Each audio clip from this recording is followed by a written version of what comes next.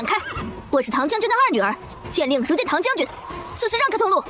一枚铜制的长方形令牌飞来，士卒接过一看，竟然是唐将军的腰牌，立即高声道：“都让开，都让开，速速屏退左右！”将令牌送到府上。这样，唐昭昭一甩马鞭，扬长而去。我勒个乖乖！刚才那道姑是谁啊？这么威风！聋了呀！他刚才不是说了吗？她是唐将军家的二女儿。二女儿？你莫不是在说笑啊？唐将军只有一个女儿，不是在12天前就死了吗？这才入土几天呢？这从哪又冒出来个二女儿？鬼啊！看着如同见鬼瘫坐在地双手抱头的仆役，唐昭昭直接越过对方往府内而去。府内下人们的动静立时引起了书房内唐武的注意，与他一同循着动静赶到前厅的还有他的夫人宋荣芷。我的昭昭，我儿回来了。唐昭昭自有记忆以来，从未见过这对双亲，都是书信往来，一年也见不到一封。突然的亲近让他有些不适。回来就好，回来就好。他直视亲爹，言语坚定，不容反驳道：“我要开棺验尸。”你说什么？简直是胡闹！我要开棺验尸。唐武闻言，脸上的肌肉线条瞬间绷紧。不管是在府邸还是在军营，还从未有人敢如此忤逆他。宋荣芷一见唐武的表情，就知道她的丈夫应该是动怒了。将军，昭昭才回来，很多事情她不懂，你与她好好说，莫要吓着孩子。你今日归家，一路辛劳，好好下去休息。至于开棺一事，莫要再提。唐老头，我可没有与你商量的意思。这关今日我开定了，你要么派人给我指路，若是不行，我就直接出去找人问。偌大的怀城，我就不信没人知道唐将军家的大小姐葬在哪儿。来人，将二小姐绑回房间去，没我的命令，不准放她出来。将军不要伤了昭昭，她还是个孩子。好家伙，第一天回家，唐昭昭真没想过会是这种情况。看着满院子哀嚎在地的婢女小厮，甚至还有护卫，他表示这群人太废了，只够他活动筋骨的。唐老头，要不你自己来，别说我欺负你一把年纪，你可以挑件趁手的兵器。不过咱们丑话说在前头，这次要是连你也输了，你就不能再阻拦我开棺验尸。唐武被唐昭昭左一个唐老头右一个唐老头直接喊出了火气。这臭丫头，今日他这个当亲爹的必须要好好的立立威，否则这偌大的将军府不就是这臭丫头说了算了。唐老头，你确定不用武器吗？臭丫头，一会儿可别哭鼻子。唐老头，你身子骨扛揍不？我可不会手下留情的。有句话不是说了吗？战场上无父子。去，将本将军的长枪拿过来。唐昭昭看着亲爹接过长枪，并甩了个漂亮的枪花。枪玩得不错，不知道对敌如何，今日就让做女儿的来讨教一番。说到底，唐昭昭心中是有怨气的。虽然老道士对她不错，可换作是谁被丢到山里挖草挖了16年，也不能理解亲爹娘是如何想的。唐老头，你输了，愿赌服输，否则我就拆了你这将军府。唐武狠狠捏了捏自己的眉心，最后只留下一句：随你。唐昭昭看着他那怒气冲冲的背影，心中莫名的舒爽。老东西，让你将我丢在大山里面16年。昭昭，阿娘先去带你洗漱一番，你一路上也累了。不急，等我查清姐姐的死因不迟。阿娘知道阻止不了你，不过在你开棺之前，有些事情你还是要知道的。到那时你还坚持要查，阿娘不会再阻止你。唐昭昭知道，不管是她在山上生活16年，还是姐姐的死都有问题。既然亲娘要说给她听，她自是求之不得。唉，昭昭，不要怨恨你爹，当年他也是迫不得已才会将你送走的。他的声音有些哽咽，仿佛想起来什么伤心之事。唉，并蒂莲花开2朵，一阴一阳不相见。道长何意？将军一生杀戮太重，救了这个，另一个便活不成。道长，求求你救救我的女儿啊！命数如此，老道也无法破解。不过将此女婴交于老道，可保她平安长大。不过府上另一位小姐若能平安长到17岁，便自此无忧。最终，他将小女儿交给了老道士，并取名为昭昭。16年，你们与这孩子不得相见，或许能度过这一劫。唐昭昭听到这里，整颗心都跟着一颤。老道士是他的师傅，有什么本事，没有人比他更清楚。以他的本事都无法同时保住他和姐姐的命，那么姐姐的死就是命数。原本你姐姐身体健康，无病无灾，你在山上也平安长大。我与你阿爹也以为不管如何，只要再过1年，我们一家子就会团圆。1月前，陛下突然下旨赐婚，将你姐姐赐给太子做太子妃。所以姐姐的死跟这赐婚有关？这只是你阿爹的猜测。有人不想太子得唐家的助力，或许你姐姐才会。将军，二小姐已经出发了，要不要派人跟着？你们跟着？你们跟着能做什么？还不够那丫头一拳的。将军，二小姐好厉害的身手啊，真不愧是您的女儿。本将军的种，要你个兔崽子来夸？将军说的是，不过二小姐那边真不用人看着吗？本将军死了一个女儿，痛心疾首，一病不起。小女儿做出什么出格的事情也无暇顾及，不管什么事情，等本将军好了再说。将本将军被女儿踹了的事情透露出去。堂上微愣，不过很快就明白了将军的用意，这是要告诉所有人，他们将军府的二小姐是个虎的。无论是淮城还是京城，也没哪个混账玩意儿连自己亲爹都敢踢的。将军，你知道吗？昭昭方才唤我阿娘了。哎，你说她是不是知道我们是迫不得已之后愿意认我们了？臭丫头只认你这个娘，她这亲爹还被她叫唐老头呢。默默已经走了，你说那位会不会将婚事转移到昭昭身上？放心吧，我们这个女儿刚回来，陛下要是赐婚，直接用舍不得就可以搪塞过去。你也无需太过担心，而且道长不是说过吗？我们的女儿一死一活。另一边，唐昭昭看着已经搭好的帐篷，吩咐所有人不得靠近，她独自一人走了进去。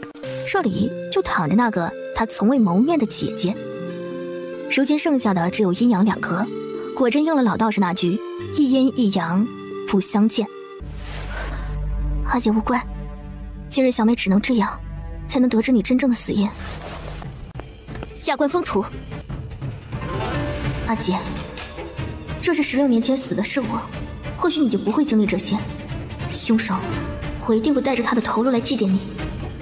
至于这辈子欠你的，小妹无法还给你了。若有来生，下一次换我来死。这东西你哪儿来的？阿姐尸体里弄出来的，还有夜明珠，也是凶手想要这玩意儿掩盖阿姐的死因。唐老头，你是将军做傻了吧？到底是谁如此歹毒，不要他偿命？你准备怎么做？哼，我是山上下来的野丫头，打了亲爹，开了亲姐的棺材，如今也不怕将事情闹得更大。凭我的身手，皇宫大内尽可去得。那就按你自己的意思去办吧。唐昭昭没想到便宜爹这次答应的这么快，不过目的达到，他转身就走。我知道你武功不错，可是明枪可挡，暗箭难防，一切要以自身安全为重。知道了，阿爹。唐武嘴角忍不住扬起一抹笑容。唐善进来时，看见这样的将军，满脸都是疑惑。看什么看？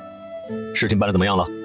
唐善心中不免觉得，二小姐这一回来，原本死气沉沉的将军府，终于又开始恢复生机了。已经查得差不多了，近1个月来，淮城又是来自京城的名单，几乎都已经列出来了。属下以淮城混入了奸细为由，将这些人通通的扣了下来。将人员名单都交给二小姐吧。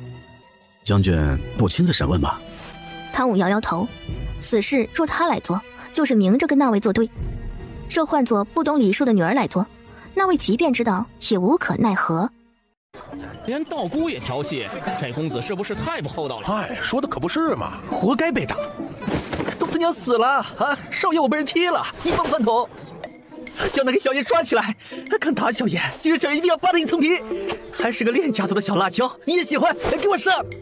狗腿仆役上前，唐昭昭只觉得对方好大的口气，就被4、5个奴仆团团围住。臭丫头，你知道小爷是谁吗？我告诉你，小爷的爹是礼部侍郎许怀仁，你敢打小爷就是活腻了，知道吗？你说你爹是许怀仁？你也听说过我爹的名讳，怕了吧？不过晚了，除非你……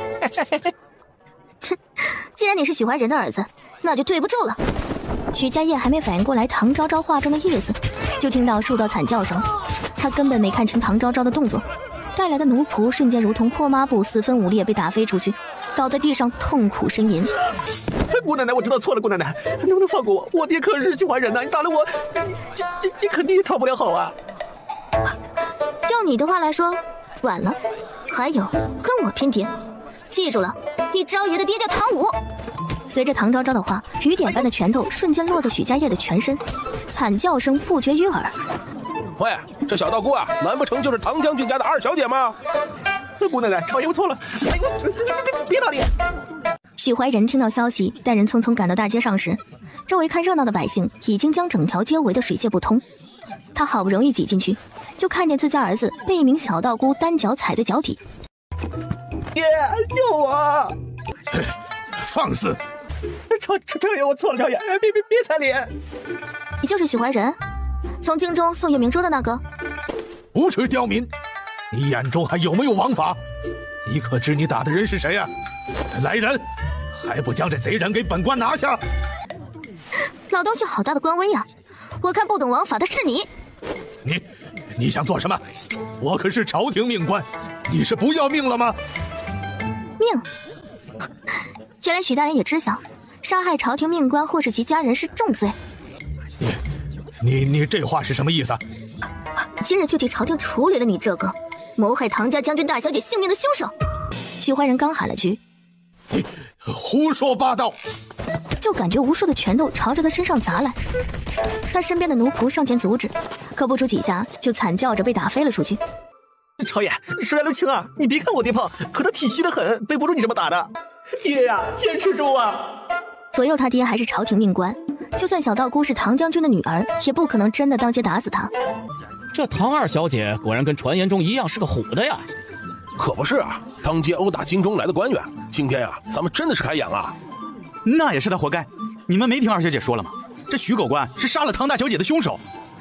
就是唐二小姐打死他，为唐大小姐报仇。报仇！大胆刁民，你可知我伯父是谁？你是不是活腻了？许罗婉担忧地关心了几句伯父，这才抬眼看向唐昭昭，突然瞳孔猛地缩了一下。唐木木，他不是死了吗？唐昭昭捕捉到了对方骇然的目光，这女人有问题，看样子是找到正主了。徐大人，你打算好如何给我阿姐偿命了吗？刁民，你休要胡言乱语！今日这事，本官一定不会放过你的。还刁民？徐大人到现在还不知道我是谁吗？爹，她可是唐将军的二女儿唐二小姐，她是说你杀了她姐姐唐大小姐，你快告诉我，到底有没有这回事啊？臭小子，你胡说八道什么呢？爹，老话不是说无父不起浪吗？你赶紧实话实说吧啊！叫你背后的人给我交代出来，不然儿子也救不了你。弄不好今天咱们父子俩就交代在这里了。许怀仁被儿子气得想吐血，他是造了什么孽，生了这么个狗东西？许大人，我虽是山上下来的，不过也知道捉贼拿赃的道理。众所周知，我昨日开了阿姐的棺椁。我在山中16年，琴棋书画都不精通，不过食草变药倒是学了不少。如今给人这个疑难杂症还是可以的。又听说阿姐是身染恶疾才暴毙的，可短短几日功夫，什么样的恶疾就能要人性命？学医的我实在太好奇了，因此在不顾阿爹的阻止，直接开了棺椁。许大人可知我在阿姐体内找到了什么吗？何物？这何物？许大人想必是认得此物吧？这是宫中禁物。唐二小姐，就算这是唐大小姐体内取出的，也不能说明凶手是本官吧？大人可知我阿爹为何没有发现我阿姐的死因？这多亏了大人送来的夜明珠，保住了阿姐的尸身，才让旁人看不出其中的猫腻儿。我就说嘛，唐大家小姐怎么会突然暴毙呢？原来是这狗官下的毒手啊！唐家二小姐杀了他，给大小姐报仇。姑奶奶，不，少爷不能这么说呀！我爹只是奉命行事，这帽子怎么能扣在我爹脑袋上呢？徐公子的意思是，要杀我阿姐的是下令送夜明珠来的人？唐二小姐，这件事里面肯定有问题，但本官绝不是杀害你姐姐的凶手，还请二小姐放本官回去。本官肯定会如实禀告陛下，彻查此事，还将军府一个公道。我也想相信许大人，也可以放许大人离开怀城。不过，我怎知许大人不是想畏罪潜逃呢？唐二小姐若是不放心，本官将唯一的儿子留在这里。他也得留下。凭什么？许怀仁果然不负所望的点头。他这个侄女父亲在京中只是个6品小官，可若他舍在这里，整个许家都会没落。既如此，许大人快回去泡个热水澡，尽快出发回京吧。唐昭昭带着许家业和许罗婉直接回了将军府，通知下人将2人关押，就去了后院。阿娘来了。饿了没？阿娘为你炖了汤，马上就端来了。果然不一会儿的功夫，一个婢女就端来了1盅汤。这是阿娘亲手炖的羊汤，冬日里喝着最暖胃了，你试试好不好喝？唐昭昭抬眼时，看到宋荣芷有些苍白的面色。阿娘，将你的手伸出来。宋荣芷不明所以，不过还是依照女儿的话，将白皙的手伸了出来。没想到阿娘的昭昭还懂医术，不过阿娘是老毛病了，只能静养。唐昭昭没回话，而是认真的诊脉。阿娘说的不错，您的体虚是因为生产时落下了老毛病，还有些宫寒的毛病，导致很难有孕。阿娘，你以前服用的药呢，从今日起就停了吧。我为你重新开一副药，短呢或许半载，长的话最多1年，你的身子就可以完好如初了。对了，阿娘，那些补品呢也少喝，东西再好也会虚不受补的。您现在的身子不适合大补，若你喜欢，回头我给你写张药膳方子。书房内，唐武听说了这事儿，带着府医直接去了宋荣芷的院子里。不是他不信任唐昭昭，而是有关妻子的身体，那药方还是让人看看好。却不想府医的态度，让他这无双将军都吃了一惊。哎呀，妙啊妙啊！老夫从医30载，从未见过如此用药精准的方子。想必夫人按这个方子服用后，不出1年半载，肯定能够痊愈的。唐昭昭，你敢这么对我？等我回京后，一定会叫我父亲在陛下面前参你父亲一本，纵女行凶，扣押朝廷官员之女。即便你爹是无双将军，也绝对逃不了重罚。许小姐是吧？你好像还没弄清楚，你那伯父将你留在此处，就已经做好了你被弄死的准备。你胡说八道，不可能，这绝不可能。许公子觉得呢？许家业的沉默让许罗婉心慌不已，她尖叫道：堂哥，你是伯父唯一的儿子，他肯定不可能不管你，对不对？或许吧，许大人就这么一个儿子，应该会想办法来救他。不过你嘛，那就很难说了。将你知道的都说出来，否则……我不知道你在说什么。哦，今日你若是不说，你以为你还能走出这柴房？我不懂你在说什么。是吗？或许你认识，或许你不认识这东西。不过认不认识都不重要。我现在可以告诉你，这东西叫牛毛针和杀人于无形，它可以封住人身体内的各处血脉，让其血液不通，直到死。哦，对了，我是学医的，还不知道如何用这玩意儿让旁人痛不欲生。许小姐想试试吗？许罗婉，你知道什么？你快说呀！啊，那不是想真的死在这儿吗？唐昭昭明显看到了对方眼中的挣扎，看样子是他的手段还不够狠。手中的牛毛针瞬间甩出，直接从许罗婉的白皙的脖颈刺入。疼！我说，求你不要折磨我了。说，我可以告诉你，不过你必须先答应我一个条件。看样子你还不够疼。你要是不答应我回京后，他知道了，我也活不了。他？不错，他的身份不比你爹，还有他身后牵连着皇族。看样子许小姐是个硬骨头。不如我们来试试，你能撑得住几根这样的针？放心，我有的是法子，不让你断气的。我会随伯父来怀城，是因为谢天瑶让我来的。他是谁？他让你来做什么？他让我来亲眼看看唐大小姐是否真死了。他知道我伯父是送夜明珠的官员，这才找上我的，其他的不关我事，我真的什么也没做。是他亲口让你来的？虽不是他亲口与我说的，但来寻我的是他的贴身婢女。谢庭瑶的父亲是丞相，平日里我们这些小官的女儿都很巴结他。他的姑姑还是三皇子的生母静妃娘娘，所以你想借着此事巴结对方？我知道的就这些。他婢女只说他家小姐好奇唐木木生的什么模样，谢庭瑶十分欣赏你姐姐的才华，所以让我来确认对方是否真死了。不仅有个丞相的爹，还有静妃姑姑，这身份怕是京中除了皇室外，贵女中最尊贵的了。静妃、三皇子、丞相、谢庭瑶，这个组合倒是有杀他姐姐的理由。边走边琢磨的唐昭昭，不知不觉走到了宋荣止的院子外，耳朵动了动，他一个跃身直接上了房檐。姑奶奶，我说我是路过的，你信吗？哼，你问问我的拳头，他信我就信。姑奶奶，我投降，我投降。说吧，谁派你来的？想做什么？我是为我家爷来求医的。我来怀城才第2日，你如何知道我会医？就不怕我医死你家主人？呸！我家爷长命百岁，别胡说八道。唐昭昭抿唇，这货还是个护主的，可要他治病可没那么容易。再说这家伙口中之话是真是假还难说。哼，唐二小姐自己在街上说的，可治疑难杂症，是忘了吗？对啊，那给你家爷治病也不是不可以，不过我的诊金可不低哦。若唐二小姐能治好我家爷的病，莫说诊金了，还相当于我家爷欠你一个大人情。我出诊的费用是黄金1000两，治不治得好都不退的。你抢啊！哼，就是抢你。走吧，带我去看看你家爷。阿西欲言又止，想说不用了。你要是不带我去见病人，我就有理由怀疑你是潜入将军府别国的探子。该路吧。我带唐二小姐来给爷看病。阿南觉得阿西这次太胡闹了，王爷此次出京根本没有告诉任何人，若是让那位知晓了，这不是给王爷惹麻烦吗？唐二小姐，我家爷还不知道您来，属下先去通报一声，还请您稍等片刻。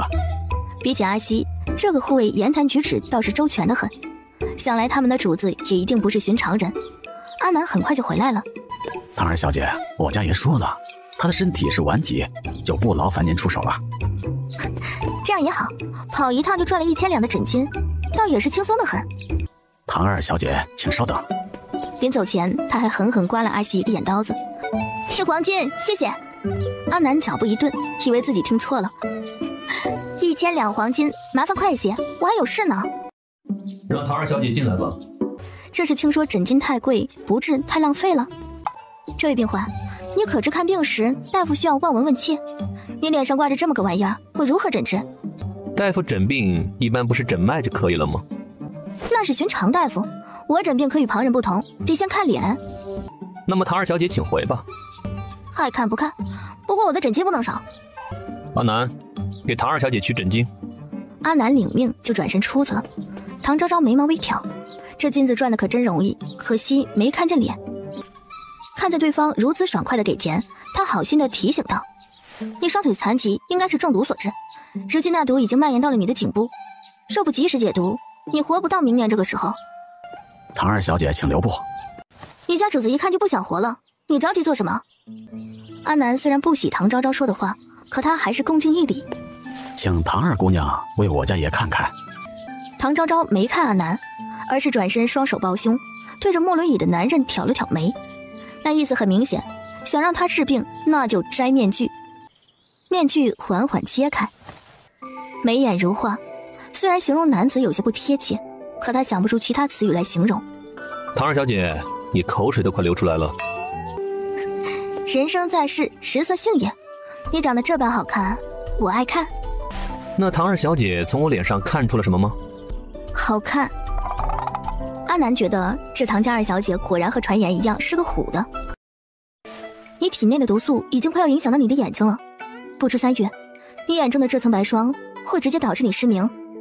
阿南被这话给惊住了，王爷眼中的白霜是不久前才出现的，阿北检查后也没个头绪，所幸王爷说并没有什么不适。如今唐二小姐说她家王爷要瞎了。我这人有一毛病，就是我的病人服用了我开的药方，就不能同时服用其他人开的药方，不然出了问题我是概不负责。唐二小姐的意思是，爷的病您能治？不能治我在这写什么药方。唐二小姐放心，只要您能治我家爷的病，属下绝不会让他喝其他的药的。唐昭昭没吭声，喝了也没事儿，反正到时候倒霉的是他们家主子。唐二小姐年纪轻轻就有如此医术，不知师承何人？一个破道观的老道士。这是第一个疗程的方子，1个月后咱们再继续下个疗程。那就有劳唐二小姐了。唐昭昭走后，阿南从灵王的屋子里走了出来。爷，怎么样？爷说了，那1000两黄金从您的俸禄里扣，什么时候扣完，什么时候结束。你给了那姑奶奶多少银票啊？9000两。阿西听到这个数字，想死的心都有了，可突然疑惑道：黄金换算成银子，不是1比10吗？不该是1万两吗？咱们这次出来总共就带了这么些银票，若是都给了唐二小姐，您是准备让主子喝西北风吗？阿西想说，那姑奶奶的心眼肯定不大，要是知道阿南少给了银子，以后肯定要给对方小鞋穿。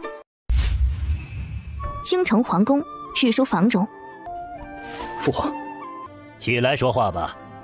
多谢父皇。说吧，今日来是为了何事啊？父皇，儿臣听说唐将军寻回了小女儿。一听这话，康健帝就知道这个儿子心中在打什么主意。混账东西！父皇，儿臣知道这样不对，唐将军刚死了一个女儿，现在这么做的确不妥当。可唐木木死了，所有人都在看儿臣的笑话，儿臣憋屈啊！父皇，您帮帮儿臣吧。如今跟唐家的婚事没了，那些人更瞧不起孩儿了。就在此时，一名内侍来报：陛下，许怀仁许大人求见。告诉他，就说朕知道了，让他回府休息吧。陛下，许大人说有要事禀报。陛下，还请救救微臣的儿子吧。微臣就这么一个独子，要是他没了，微臣可就断子绝孙了呀。那微臣活着还有什么意思呀？到底发生了何事？你慢慢说与朕听。许怀仁满脸悲愤，将在怀城遭遇全数都说了出来。还请陛下给微臣做主呀！眼下不仅微臣的儿子，还有微臣的侄女儿，均被唐将军的小女儿扣押了。唐武呢？自己的女儿如此胡闹，他就没管一管？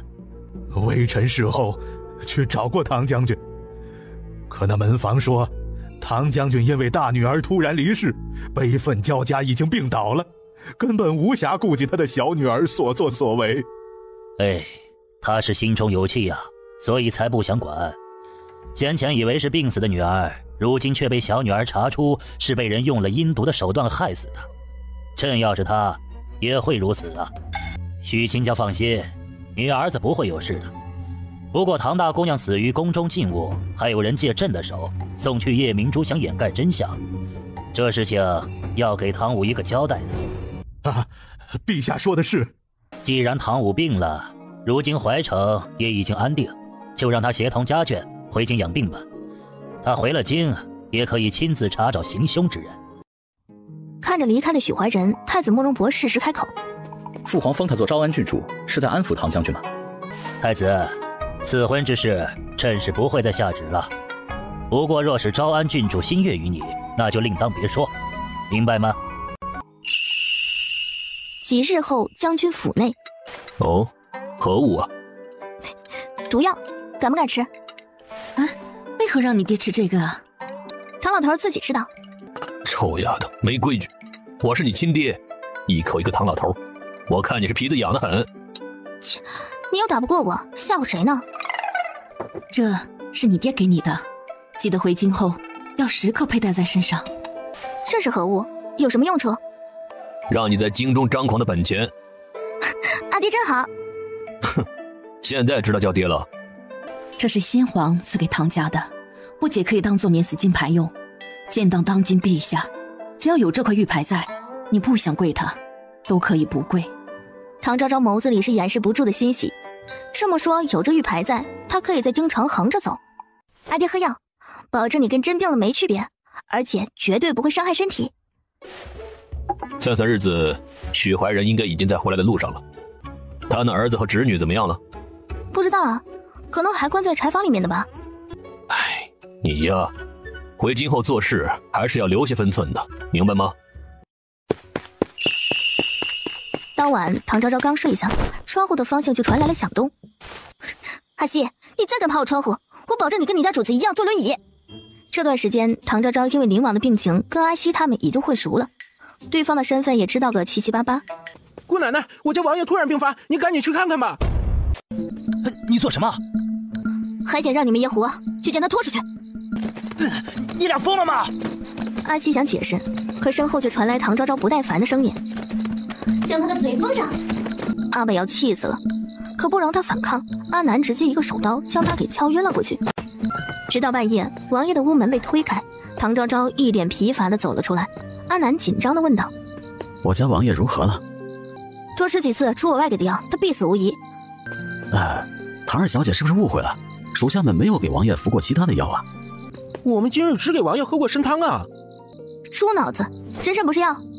阿西想说那是补品来着，阿南拉了他一把，对着唐昭昭歉意一礼：“是属下们疏忽了。”唐昭昭懒得理会他们，他要回去睡觉了。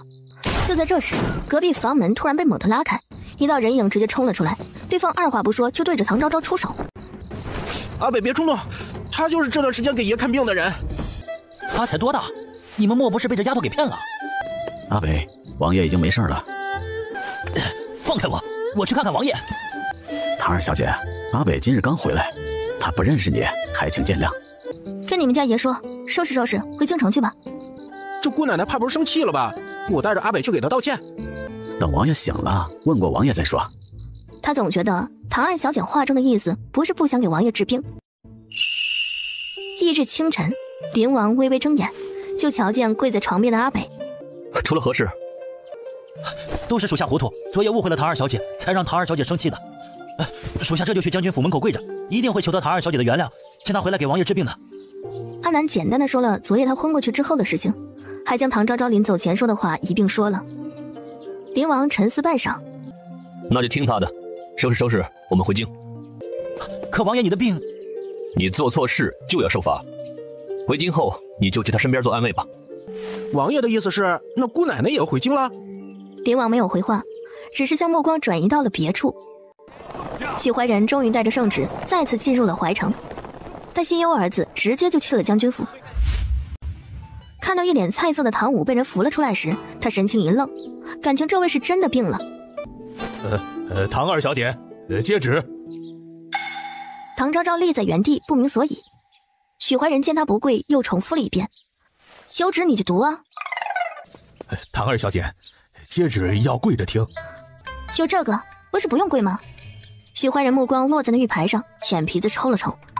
好家伙，唐将军是担忧这个闺女也遭毒手，将先帝赐下的玉牌都给了他傍身啊。唐昭昭站着听完赐封他昭安郡主的圣旨，这皇帝倒是老谋深算，不安抚他亲爹，给他挂个可有可无的郡主头衔，以此想安抚唐家死了的大女儿的事情。昭安郡主，我儿子……大人现在就可以带走儿子，不过有句话我还是要提醒一下许大人。郡主请说。大人在这件事上或许无辜，不过你那侄女脑子不太好，爱慕虚荣就罢了，若是被人当枪使而不自知，那到时候许大人您怎么死的，怕是您自己都不知晓。唐昭昭说完这话，头也不回地扶着宋荣芷离开了。呆愣在原地的许怀仁一脸茫然。许大人，我闺女说的不错，你关心儿子，其他亲人也要多看顾一下才是啊。对了，让人带许大人去接儿子。你阿爹有个弟弟叫唐文，见面了你要唤声二叔。你二叔有一子一女，他儿子年纪长你1岁，叫唐耀祖；女儿小你1岁，叫唐云桃。还有你二婶和你祖母。你二婶那人性子有些势利眼，见了面后你就知道了。至于你祖母，她不怎么喜欢阿娘，主要是因为阿娘没能生个儿子。康国百身孝为先。昭昭，你只需要记得，做事莫要让人抓住了你的不是就行。阿娘，我明白的。可听你说了这么多，怎么没提起外祖家？你外祖那人是个牛脾气，当初死活不同意你阿娘同我去怀城，如今这一走就是7年，怕是他还生着气呢。唐昭昭明白了，外祖舍不得闺女受苦，但亲爹将人家亲闺女拐走就算了，还拐去了那么偏远的地方。阿娘，这期间你们就没回过京城吗？除了3年前你外祖做寿那次，你阿姐独自回京住过2个月，就没有回来过。唐昭昭闻言眼睛暗了暗。启禀将军，老夫人他们在城门口那边。大哥，你终于回来了。二弟啊，怎么带着母亲大老远的来城门口接我们呀？在府中等也是一样的。大哥，你这一走就是7年，母亲想你想得很，说什么要亲自过来。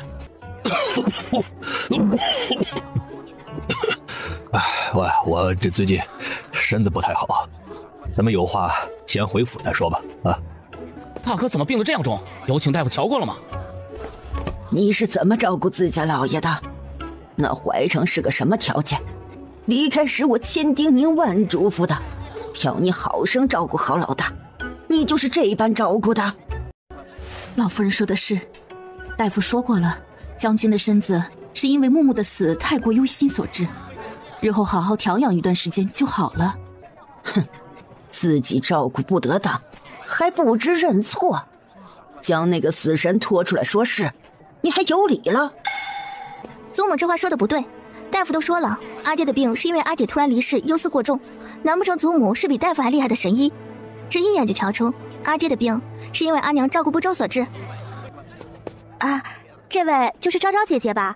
我知道默默姐姐走了，大伯一家肯定很难过，但是我们做小辈儿的不该在长辈面前随意插话，这样太没有教养了。唐昭昭扬唇，看样子这二叔一家和这唐老夫人都不是什么善茬，老的给他阿娘上眼药，小的给他穿小鞋，可以呀。这就是山上下来的那个野丫头。云桃说的没错，一点教养都没有的东西。还有，他这身上穿的是什么？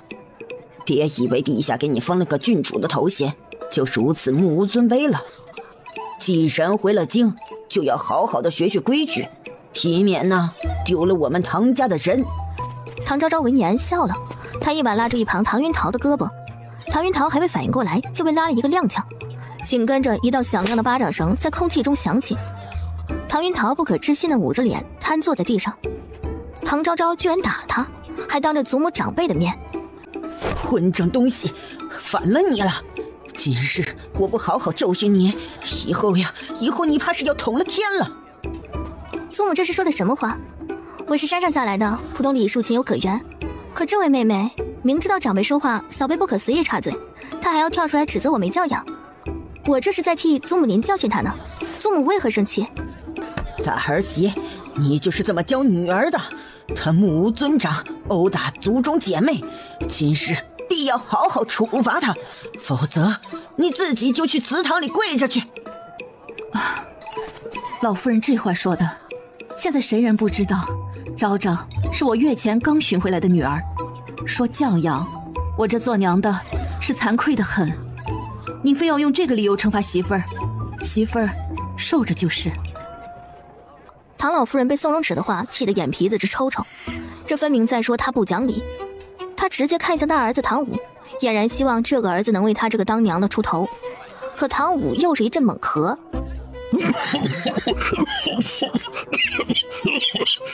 娘，儿子身体不适，需要回府休息。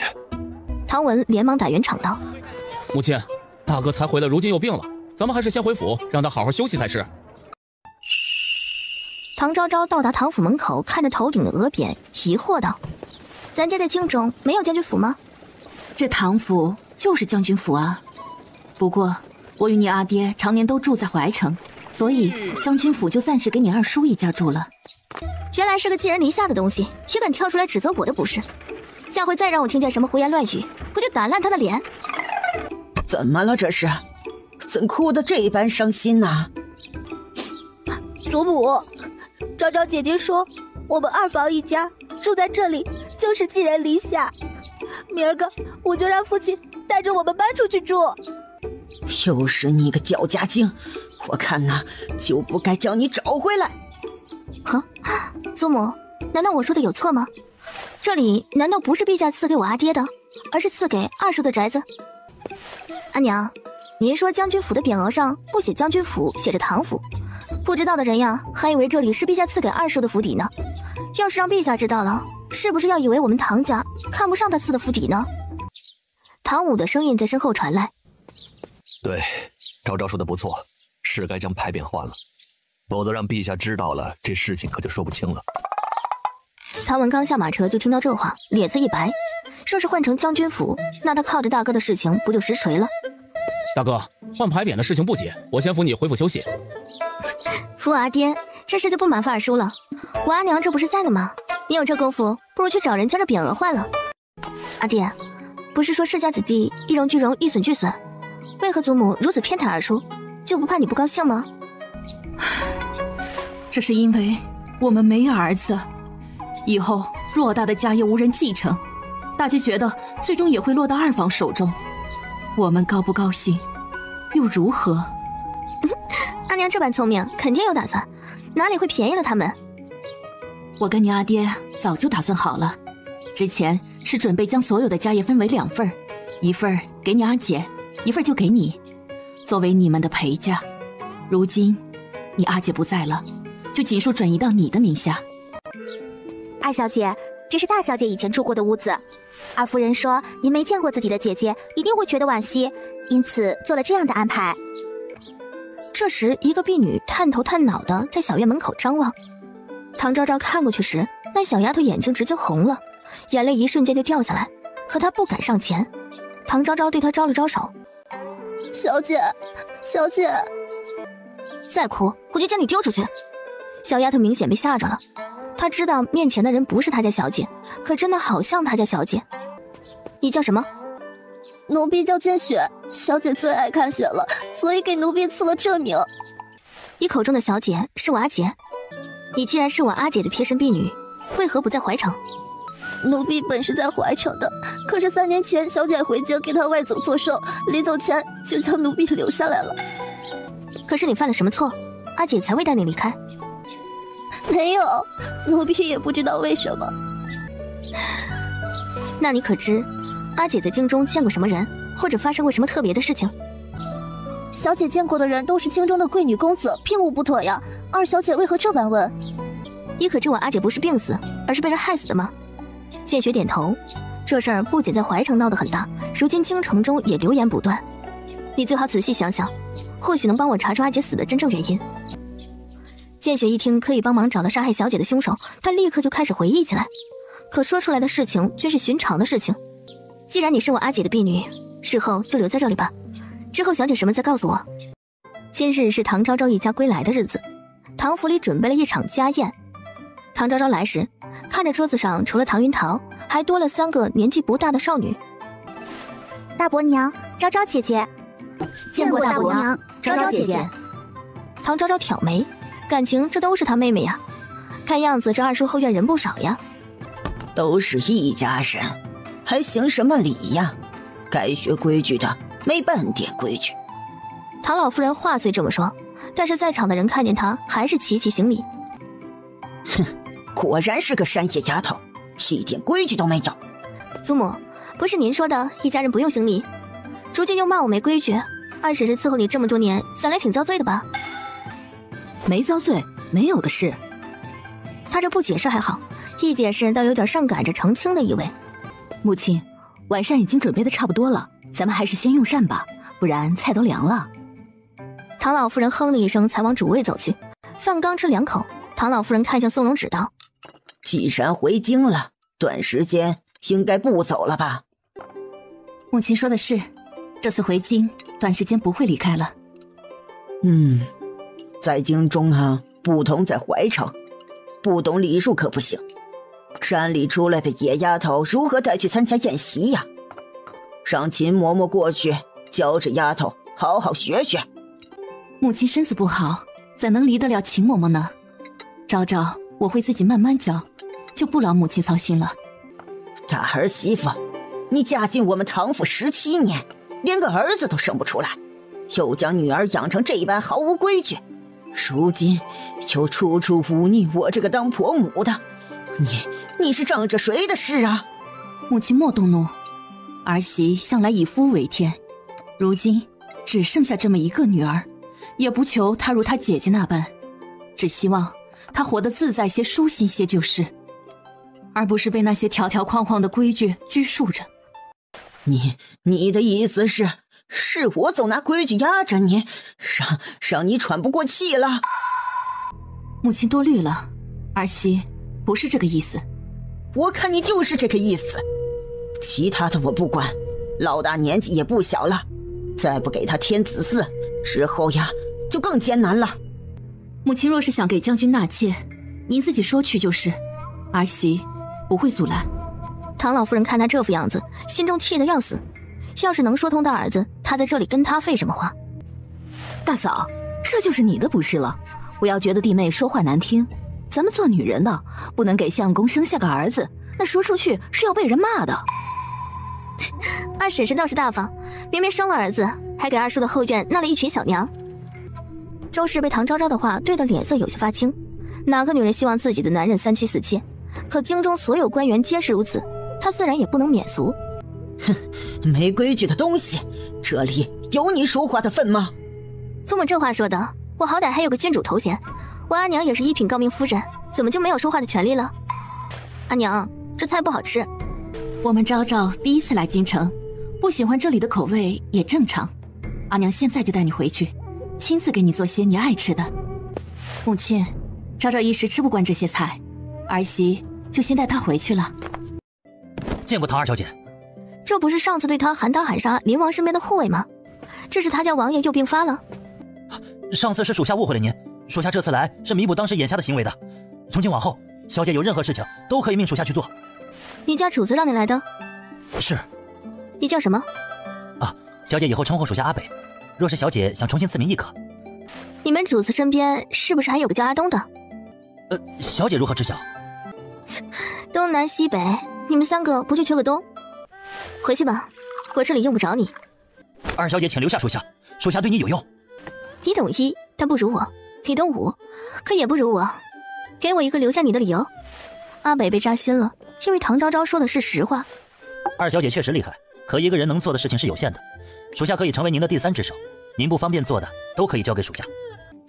你说的不错，真想留下，我给你个机会，去将谢廷瑶从丞相府绑出来。阿北没有犹豫，直接领命，便消失在了房间内。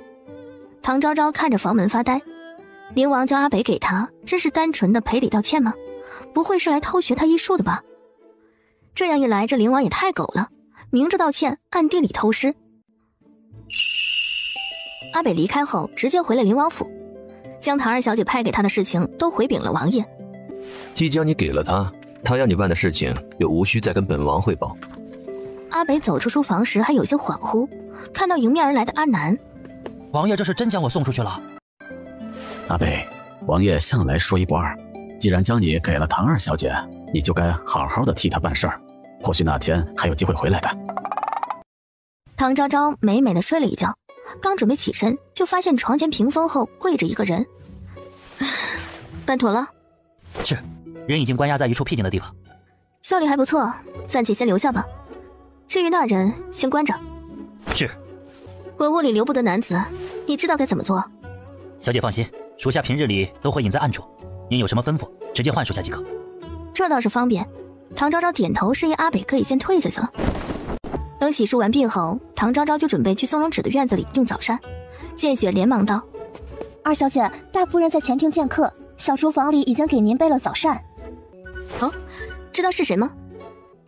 奴婢不知，不过听下人们说是个贵人。贵人？唐昭昭没再说什么，而是让见雪去将早膳送来。将军病重，但又过了病期给您，因此不便相见，还请殿下恕罪。将军夫人言重了，本宫昨日就该来的，顾念唐将军病着，又一路劳累，因此才改到今日来看望。父皇一直惦念唐将军，如今他病了，也不好亲自来探望，因此让本宫带些药材补品来。啊，太子言重了，臣妇代将军在此谢过陛下的好意，等将军身子好些，再亲自进宫谢恩。将军夫人无需多礼，要不是令千金遭难，如今您就是本宫的岳母，可惜本宫没这个福气。宋荣止闻言，面上露出个牵强的笑容，却并未接话。啊，是本宫话多了，不过本宫听说将军府寻回了二小姐，如此一来，夫人和将军也算有了慰藉。太子殿下说的是，不过我这小女儿在深山长大，性子有些野，即便是将军，他也拿这孩子没办法。日后若有得罪之处，还请太子海涵。无事不登三宝殿，这太子果然真将主意打到昭昭身上了。不过宋荣芷并不担心，他倒是替着太子担心，所以提前给对方打个预防针。将军夫人无需担心，本宫日后只会好好照拂唐二小姐，哪里会与她计较。宋荣芷聊不下去了。既然如此，就多谢太子殿下了。今日招待，本宫听说将军府中有一株难得的绿莓树，不知将军夫人可否让下人领本宫去瞧一瞧？绿莓树，刚回京的宋荣芷并不知道此事。不过太子慕容博既然这么说了，想必应该是喜欢附庸风雅的二叔唐文所为。太子殿下既然有雅致，臣妇这就让下人带你过去。太子慕容博被人领着走在将军府的后院中，他四处观望了不少地方，也没发现想找的人。不一会儿就被人领到了目的地。这位就是将军府的二小姐吧？唐武一家人回京后，唐文一家本就是二房。如今太子慕容博称呼唐云桃唐二小姐，在旁人听来也没什么问题。太子殿下有礼啦。这就是唐二小姐，虽也算得上清秀佳人，不过却谈不上惊艳之姿。比起3年前他见过的唐木木，倒是逊色不少。不过太子慕容博也不在乎，美貌的女子他想要多少有多少。再说他要的可不是唐昭昭这个人，而是他身后的将军府势力。这边上演着乌龙戏，唐昭昭这边也不是特别顺畅。脱，非脱不可吗？你要是不怕我扎错，或者不想站起来，我无所谓。姑奶奶，你是说王爷还能站起来？我没说过吗？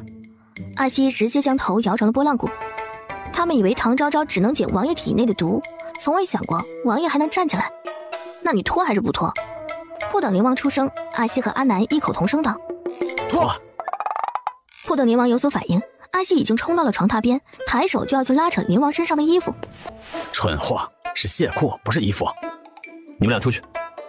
你转过身去。反正一会儿还要被看光光，瞎嚼嚼什么？你将阿北送到我这里，想做什么？你想查你姐姐的事情，需要用人。阿北办事尚可。最好是这样。我这人能救人，但杀人时也不会手软。本王知晓。我姐姐多半是死在你那几个侄子手中的，你就完全不为他们担心？真有那日，本王给你递刀。果然，无论是世家还是帝王家，明里暗里的争斗永远存在。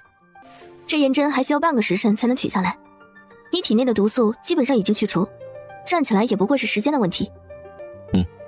劳烦唐二小姐给本王一副看起来如同以往病重模样的药方。这张药方的银子得另算。要多少银子跟阿南说就是了。唐昭昭回到将军府后，就听下人们议论早上来的那位贵人正是太子殿下慕容博。事情还不止这些，他还听到太子在唐云桃的院子待了小半日才离开，两人相谈甚欢，俨然就是遇到了知己一般的传言。太子殿下这是看上咱们云桃了？母亲，事情八字还没有一撇呢。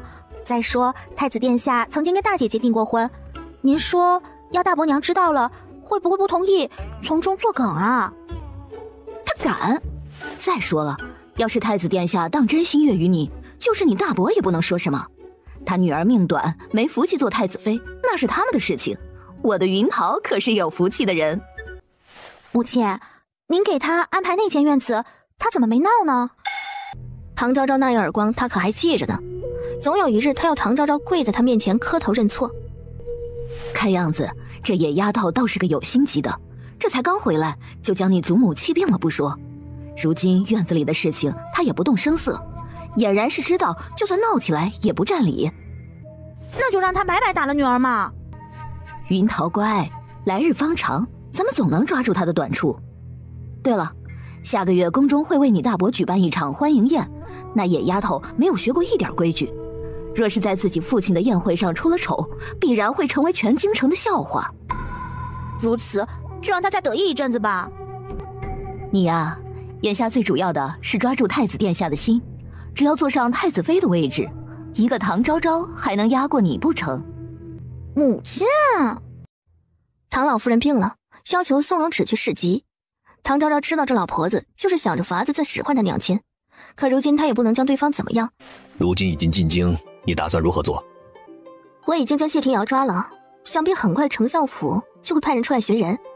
唐武没想到女儿动作如此快，这才刚回京就将第一个嫌疑人给抓了。你要审他？审自然是要审的，不过不急。丞相府丢了个嫡女，不敢大肆宣扬出去，只会暗地里派人寻找。毕竟这事闹出去，怕是日后无人敢娶这位丞相之女了。让他们急上几日也好。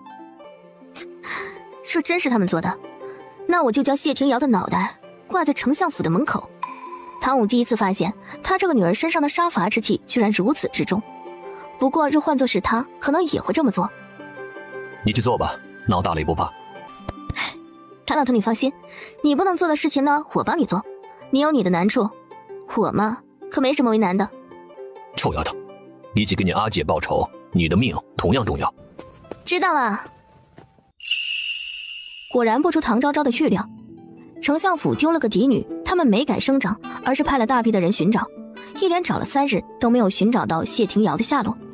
就在他们快瞒不住时，唐昭昭听阿北说，丞相府那边声称谢庭瑶病了，被送到了庄子上养病。走吧，带我去见见这位谢小姐。阿北领命，带着唐昭昭一路去了郊外的一处庄子上。这里是王爷的产业，没人敢来这里搜查。王爷说，小姐想做什么，他名下的产业都可以为小姐让道。林王好像是个不错的合作伙伴，至少在京中有他在，自己能省去不少麻烦。救命啊！你们是什么人？你们知道我是何人？你们不要命了吗？谢庭瑶，丞相府的嫡出大小姐，表哥是当今的三皇子，姑姑是当今的静妃娘娘。我说的可有错？你知道？你怎么还敢掳你是吗？谢小姐可能不知道，我不仅敢抓你，还敢杀你。唐木木，看样子谢小姐认识我阿姐，那么事情就简单了。你想做什么？谢小姐派人去怀城确认我阿姐的生死，如今还问我想做什么。谢庭瑶懵了，她什么时候派人去过怀城？而且唐木木的死活跟她有什么关系？这是害死我阿姐的东西，所以谢小姐应该也尝尝其中的滋味。你不能这么做，我是丞相之女，你如此就是滥用私刑。谢小姐放心，这小东西最大的好处就是让人痛不欲生，还看不出伤痕，你应该清楚才是。不要，我没派人去过怀城，你姐姐的死跟我没有关系。有没有关系，一会儿就知道了。刺骨的疼痛换来的只有谢庭瑶的惨叫声。一旁的阿北冷眼看着，他从未见过唐昭昭这样的女子，下手毒辣，毫不留情。虽知道对方这么做是为查出他姐姐的死因，可在没有任何确定证据前这么做是不是太狠了一些？谢小姐若是不想再继续，最好说实话。让唐昭昭失望的是，对方即便如此还是咬死了她什么都不知道。将谢小姐身边的一个叫喜红的婢女弄来。谢小姐不用着急，等你婢女过来，我一问便知你话中真假。谢天瑶心中暗骂，要对峙你早对峙呀，扎完我才说要对峙，明摆着就是在折磨人。前后1个多时辰的功夫，阿北就将人给绑回来了。唐昭昭冷眼看着慌乱不堪的喜红，你们想做什么？是谁让你吩咐许罗婉去的怀城，并确认唐家大小姐生死的？喜红闻言，下意识的目光有些闪躲。不说也没关系，我会将你的头直接挂在丞相府门口，给你的主子一个警告。喜红，真的是你做的？谁让你做的？你快说呀！小姐救救我！喜红，你知道什么？你赶紧说呀！是三殿下身边的小太监杨奴婢这么做的。那小太监叫什么？叫小六子。谢小姐，虽然你不知情，但你没有管好自己的婢女就是失职，今日之事就当做一个教训吧。唐昭昭看到了他眼中的恨意，但他不在乎，他不是阿姐可以任由他们拿捏的。翌日，京中发生了一件大事，三皇子府门口居然挂了一个血淋淋的人头，同时丞相进宫，直接参了刚回京的唐武将军一本，说他纵女行凶，绑了他的大女儿谢庭瑶，还对他女儿用了刑，如此目无王法，绝不可纵容。哼，果真是个上不得台面的东西，他只是要害死我们唐家呀！说是陛下没有怪罪下来，你趁早将他送回怀城，不，送回山里去。我们唐家呀，可容不下他这样无法无天的不孝子孙。大嫂，这次你可不能再包庇昭昭了，他犯下如此弥天大祸，若是陛下怪罪下来，你要我们唐府如何自处啊？哼，这件事情还未有个定夺。再说，昭昭这么做肯定事出有因，婆母和弟妹是不是太过着急了？唐昭昭跟着亲爹一路进宫，进了御书房，刚进去就看见一个身着官服的中年男人跪在那里。见唐武进来，对方还狠狠地瞪了唐武一眼。唐武一脸病态，刚要下跪，上手的康健帝连忙道：爱卿你还病着，就莫要行礼了。来人，赐座。猖狂小儿，见到当今圣上居然不跪，唐将军果真生了个好女儿啊！阿爹，这人是谁啊？官职应该挺大的吧？女儿没跪，陛下都还未开口说什么，他倒是先出口教训起女儿了。不知道的还以为他才是皇上呢。休得胡言乱语，这种话也是乱说的。陛下恕罪，我的女儿常在深山，不懂什么规矩，等微臣病愈，自会好好教导她。爱卿言重了，你身子不好，朕本不该将你喊来的。但是谢丞相家发生了一件大事，正好与你这女儿有关，所以朕才不得不让你进宫一趟啊。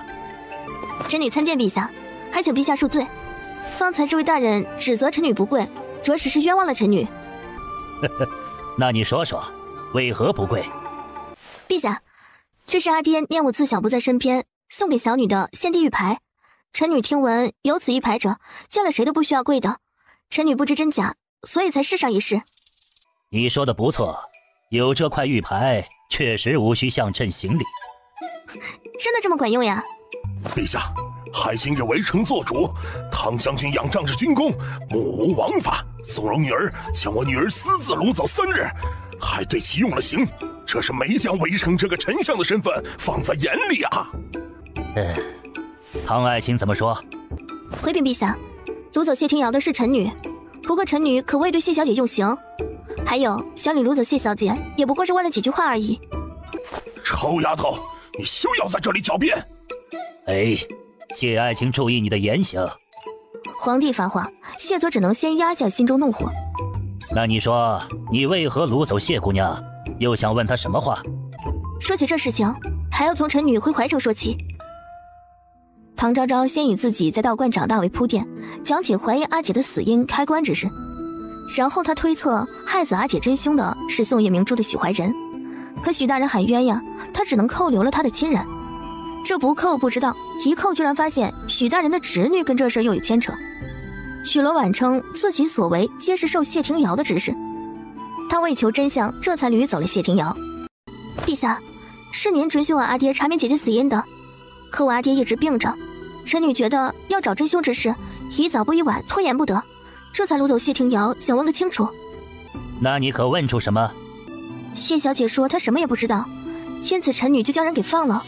不过臣女从她贴身婢女口中问到了一些东西。哦，问到了什么？你直接说，不用怕，朕可以给你做主。那婢女说她是授意三皇子身边的小太监。贱婢居然敢胡乱攀咬皇子，那贱婢现在何处？陛下说的是，臣女听了也气啊，所以一怒之下就将她给杀了。可臣女冷静下来，又觉得无风不起浪，因此将那婢女的头颅送去了三皇子府。这三皇子无辜，肯定会来跟臣女对峙。要是有小人陷害于他，殿下肯定也会给臣女一个交代才是。康健帝的第一反应是，唐武这个女儿是真虎啊，谁家闺女能干出这样的事情？被遗忘在边上的谢佐总觉得这话题越聊越偏，他连忙开口道：陛下，就算如此，可他对微臣女儿用刑是事实，不可就此放过呀。大人这话就是诬陷臣女了。既然大人非说臣女对你女儿用刑，不如将她也叫到宫里面来，无论是对质或者验伤，陈女都奉陪。可若是到时候什么都没有查出来，但是这般冤枉陈女，可有想过后果？陈女不仅是将军府的嫡女，更是陛下亲封的昭安郡主。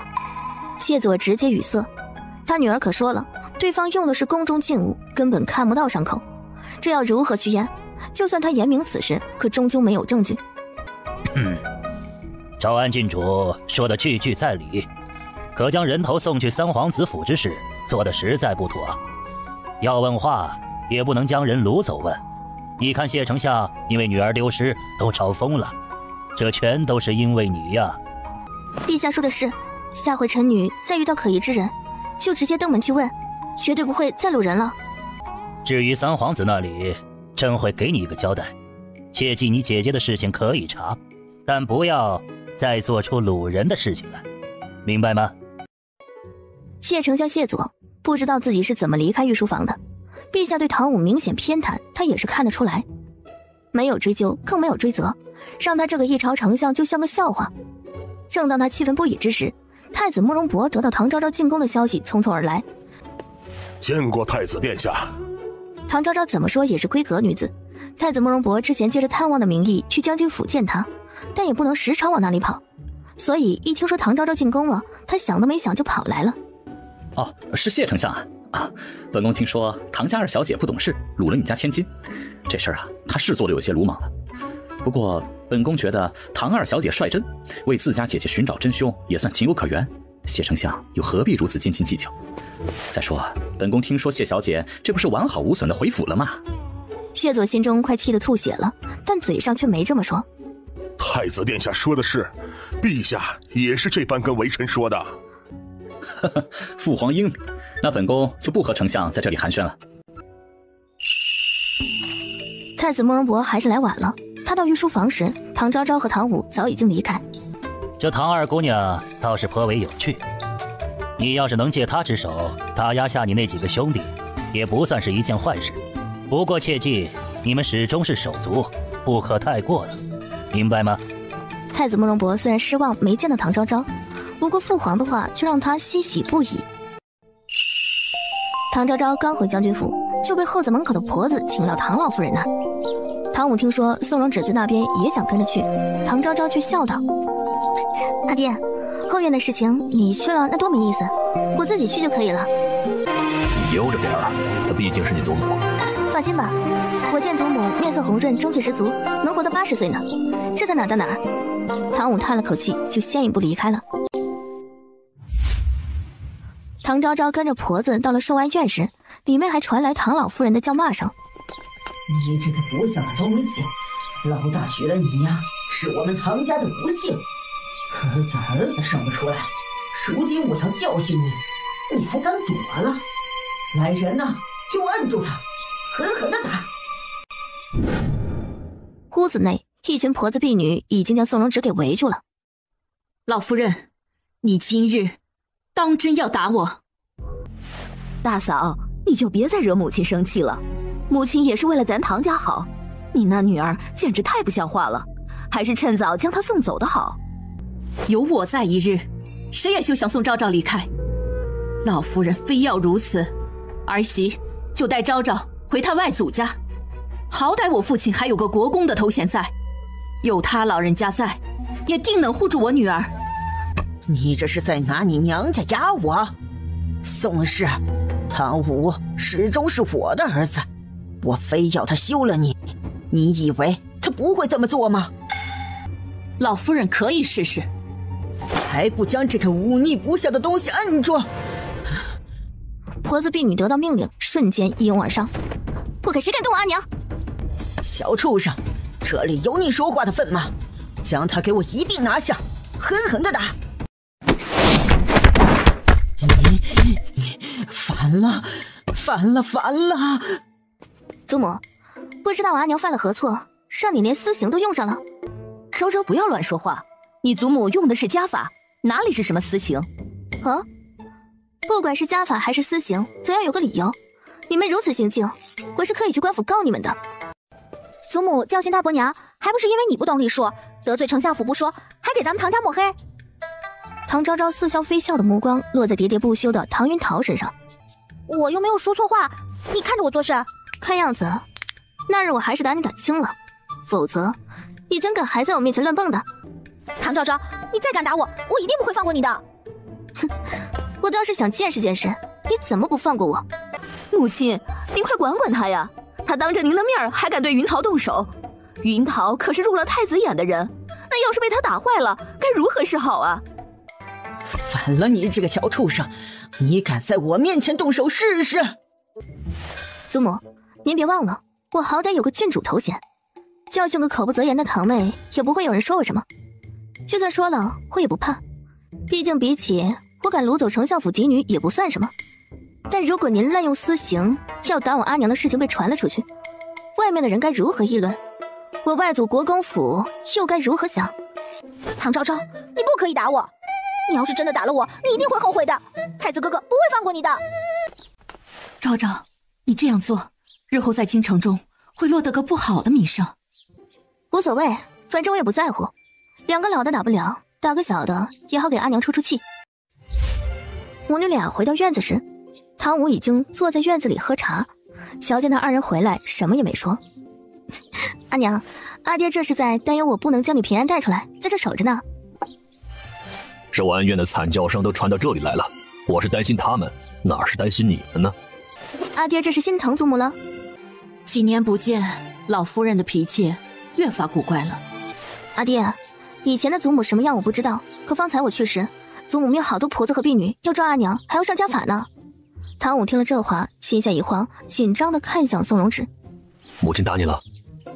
我才婉拒半刻钟，阿娘估计就被抬着出来了。唐武噌的一下站了起来，直接就往外走。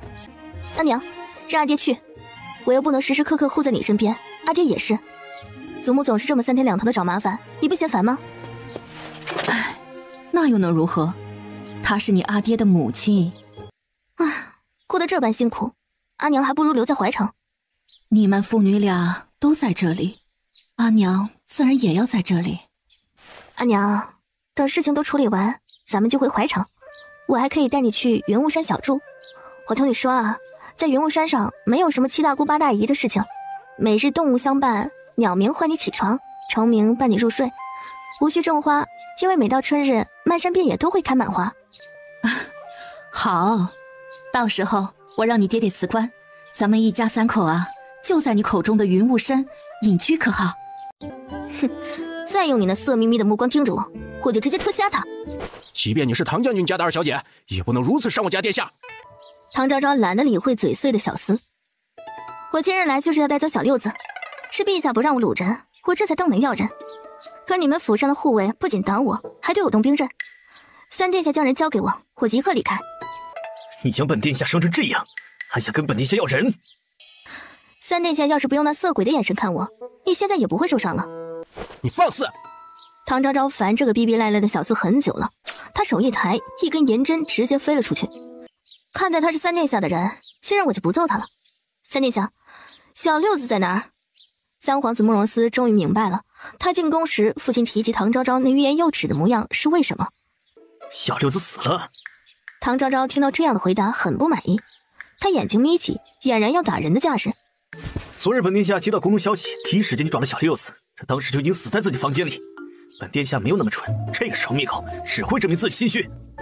哼，我怎知道不是三殿下贼喊捉贼？你不过是个将军之女，敢如此逼迫本殿下，当真以为本殿下是好心腹的吗？唐昭昭不以为意道：彻查瓦解的事情是陛下亲口下的命令，三殿下如此不配合，我只会认为你心虚。本殿下说的是事实，难不成要对本殿下用刑不成？也不是不行，必要时我会这么做。要不这样，本殿下帮你一起查，本殿下被人诬陷，也想讨个公道，不如你我合作。再说有些地方他二小姐不方便看，但本殿下可以。唐昭昭没说话，慕容思又道：我知道唐大小姐死于牛毛针，而这样东西只有宫中巧匠能造出来，宫里二小姐怕是没办法进去查吧。你最好是无辜的，否则那日的头颅就是你的下场。走在京城的街道上，四周全是小贩的叫卖声。老板，腐肉酥怎么卖？姑娘啊，5文钱一块，要吃吗？来2块。瑶瑶，那是谁？你们认识？认识，怎么会不认识？她就是唐将军的小女儿唐昭昭。难不成就是她辱了你，还对你用刑的那个唐二小姐？唐昭昭撇撇嘴，直接绕开他们就走，可李雪莹却上前一步拦住了她的去路。这位姐姐，之前你误会了庭瑶，如今见了不该道声歉吗？你说什么？哼，果真是山里出来的野丫头，行为举止居然如此粗鄙。本小姐说，你上回误会了庭瑶，还掳走了她3日，是不是该道声对不起？谢庭瑶，这是你新选的婢女吗？你要有话就亲口来同我说，弄个婢女传话，你是得了口疾吗？你胡说八道什么？他父亲可是工部尚书当朝2品大员，怎么就成了谢庭瑶的婢女了？再说她长得哪里像个上不得台面的丫鬟？唐昭昭，雪莹说的哪里有错？你那日掳走我，本就是你有错在先，你就应该向我道歉。是这样吗？可是你爹都闹到陛下那里去了，陛下也不曾怪罪我，难不成谢小姐比当今陛下还大？你，庭瑶，莫要和这个乡野丫头计较，她行事不端，总有一日会遭报应的。再说，我们是什么身份？和这种上不得台面的人说话，有失咱们的身份。雪莹说的对，我们今日不是来这选料子的吗？已经到门口了，进去看看吧。就在这时，一颗石子突然打在了李雪莹的腿上，伴随着一声惨叫，李雪莹直接跌坐在地上。她抱着自己的小腿，不停地喊疼。唐昭昭下意识地看向另外一个方向，方才那石子正是从不远处的马车内射出来的。看到马车外的阿南，唐昭昭当然知道里面的是谁，这是在给他出气呢。可你要帮忙教训人，倒是露个脸呀，不然背锅的不还是自己？唐昭昭，你不要以为你爹是唐将军就可以如此无法无天，你真不怕所有人一起弹劾你爹？到时候我看你如何嚣张！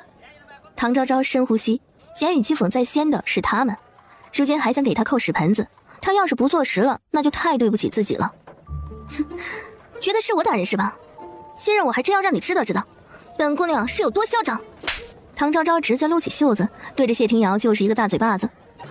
说我是野丫头是吧？说我上不得台面是吧？说我恶人自有天收是吧？今日我就先收拾了你们2个！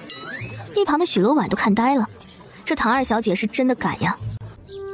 翌日，谢丞相又进宫了，这一次还带着工部尚书李明阳。他们在康健帝面前刚上演了一场老泪纵横的戏码，内侍就来通传。林王爷到。康健帝对这个弟弟的态度是极为复杂的。当初虽然默许了那些人对他动手，可他也没想过要他的命。如今不怎么露面的人，居然主动来见他，倒是让康健帝有些好奇。见过林王爷。见过林王爷。昨日本王在街道上把玩石子时，一不小心丢出去一颗，下人来说好似打中了什么人，等过去查看，才发现将军府的小姐和丞相家的小姐还有尚书家的小姐打了起来，原因正是因为那颗石子闹的。但姑娘们打架嘛，本王不好插手，想来今日丞相和尚书大人会因此事来皇兄这里要个说法，因此才来走一趟，说清缘由。林王的话说完，谢丞相和李尚书的脸都绿了。如果那块石子是林王丢的，那岂不是说他们才是闹事的一方？毕竟是自家女儿口不择言在先。唐昭昭就算是乡野长大的，那也是唐将军的女儿，将军府嫡女，更是有着郡主头衔，哪里容得他们如此羞辱？果然，康健帝听了林王的话，立刻呵斥道：“你俩都一把岁数了，3天2头来告一个孩子的状，也不知道丢人，都滚回去，让你们的女儿闭门思过半月。”谢丞相和李尚书能说不吗？自然不能。2人灰溜溜的走了，但心中纳闷，林王为何会特地跑来帮唐家说话？这也是康健帝疑惑的。听说太后病了，臣弟去瞧瞧。康健帝点头同意。阿南推着林王离开后，阿南忍不住道：“王爷，您今日冲动了。”哼，我如今这副样子，他还有什么可担心的？唐昭昭第2日还未睡醒，就又被人叫着去寿安院。唐老夫人是一刻都不想她安生呀。秦嬷嬷为唐昭昭遗弃心窝饺，一直记着仇呢。听见雪说唐昭昭不肯去老夫人那儿，她立刻扯着嗓子道：“二小姐，不是老奴说话难听，康国向来讲究个孝道，你如此忤逆长辈，要是传了出去，怕是将军出门都要被人指指点点。而且您已经16岁了，早该到了谈婚论嫁的年纪，如此做派，日后谁还敢上门提亲？”再不滚，是要我将你这个老千婆打出去吗？皮又痒了是不是？秦嬷嬷仗着自己是老夫人的人，唐昭昭若是因为这个理由打她，自有老夫人给她做主。二小姐，老夫人让您过去学规矩，也是为了你好。只有学好了规矩，日后才能找个好婆家。再说，就算您不顾自己，也要为府里的其他姑娘小姐想想才是。若是有你这么个……秦嬷嬷，这天还没亮呢，小姐昨夜里睡得不好，要不你晚些时候再来。见雪听秦嬷嬷在这扯着嗓子喊，连忙上前劝阻。小姐本就才回来，府里一直也是老夫人说了算。若是让旁的下人听到，他们肯定也不会拿正眼瞧小姐了。哎呦，你是个什么东西？老婆子今日可是领了老夫人命令，来叫二小姐去学规矩的。我看谁敢拦我？老钱婆，我看你是找死！秦嬷嬷想躲，可她根本躲不了唐昭昭突然的攻击。哎呦，哎呦！哼，见雪，将人丢出去，再敢来，就用木棍子打出去。让你去叫那个小孽障，你怎么将自己搞成这副德行了？老夫人，你可要给老奴做主啊！肯定是二小姐做的。方才我去请二小姐过来，还说了是您让的，可二小姐非但不来，还用鞋子砸了老奴。祖母，昭昭姐姐也太不像话了，她这样做不就是没将您放在眼里吗？哼，真是反了天了！既然她不来，我这个老婆子就亲自去，我要看看她是不是也敢打我这个主母。唐云桃眼中一喜，唐昭昭再嚣张又能怎么样？一个笑字就能压死他。小姐，老夫人来了。看看你像个什么样子？让你去请安是委屈你了吗？小小年纪这般恶毒，我让秦嬷嬷来唤你，你居然将她的脸弄得人不人鬼不鬼的，当真以为会一些三脚猫的功夫，我就拿你一点办法都没有了吗？将这个贱婢给我拿下！一个婢女也敢动我身边的人，将她拖出去，打断她的双手。祖母，她是我的婢女，您这么做还未问过我的意思，是不是有些不妥？哼，这个府里还轮不到你做主，还不拉出去？我看谁敢动我府里的人！你这个小畜生，是连我的话都不放在眼里了是吧？今日我就亲手教训你这个忤逆子孙！小姐，打死这个贱人！你还敢躲？不躲，等着挨打！你以为我是唐云桃这个蠢货吗？就在这时，突然有婢女来通报：老夫人，太子殿下来了，要见二小姐。太子慕容博的到来让老夫人不得不带着人先行离开。他临走前恶狠狠地看了唐昭昭一眼：你如此不服管教，就去祠堂跪着吧，什么时候知道自己错了再出来。小姐，老夫人让你跪祠堂，你若是不去，怕是回头又要来寻你麻烦了。谁爱去谁去，想让我跪祠堂，想得美！也不知道是不是因为太子殿下突然的来访，让唐云桃有了几分底气。昭昭姐姐，好歹你也是大伯的女儿，这才回京就3天2头的往外跑，也不怕被旁人看到再说大伯的闲话。唐云桃，我这个人呢，向来是人不犯我，我不犯人。若是总有人想到我面前找死，哼，我会毫不犹豫地拍死他。劝你一句，少来招惹我，懂了吗？唐云桃咬唇，想要再说些什么，可面对唐昭昭那双锐利的眸子，让他怎么也说不出反驳的话来，只能看着对方头也不回离开的背影。唐昭昭，你等着吧，等我成了太子妃，看你还有什么可嚣张的。唐昭昭直接去了宋荣芷的院子，今日是要给阿娘复诊的。刚进入院子，就听到里面的对话声：老国公一家都回老家祭祖去了，怕是要等到明年开春才会回来。等岳丈大人回来，我就带你去看他们。我这一走就是7年，因为身子一直不好，连他老人家的大寿都没能赶回来，怕是父亲会怪我。老国公最是疼爱你，想当初我要娶你时，可让为夫吃了不少苦头。他老人家知道你不是故意不回来的，自然也谈不上怪你。宋荣芷脸上勉强扯出一个笑容时，唐昭昭已经走了进来，她立刻起身迎了过去。阿娘听说一大早老夫人就带人气势冲冲的去了你的院子，你没事吧？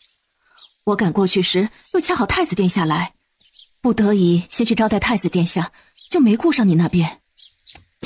阿娘放心就是，下回呢你也不用来，我自有法子应付。你的法子除了拳头就是那身医术。老夫人身边的秦嬷嬷如今都见不了人了。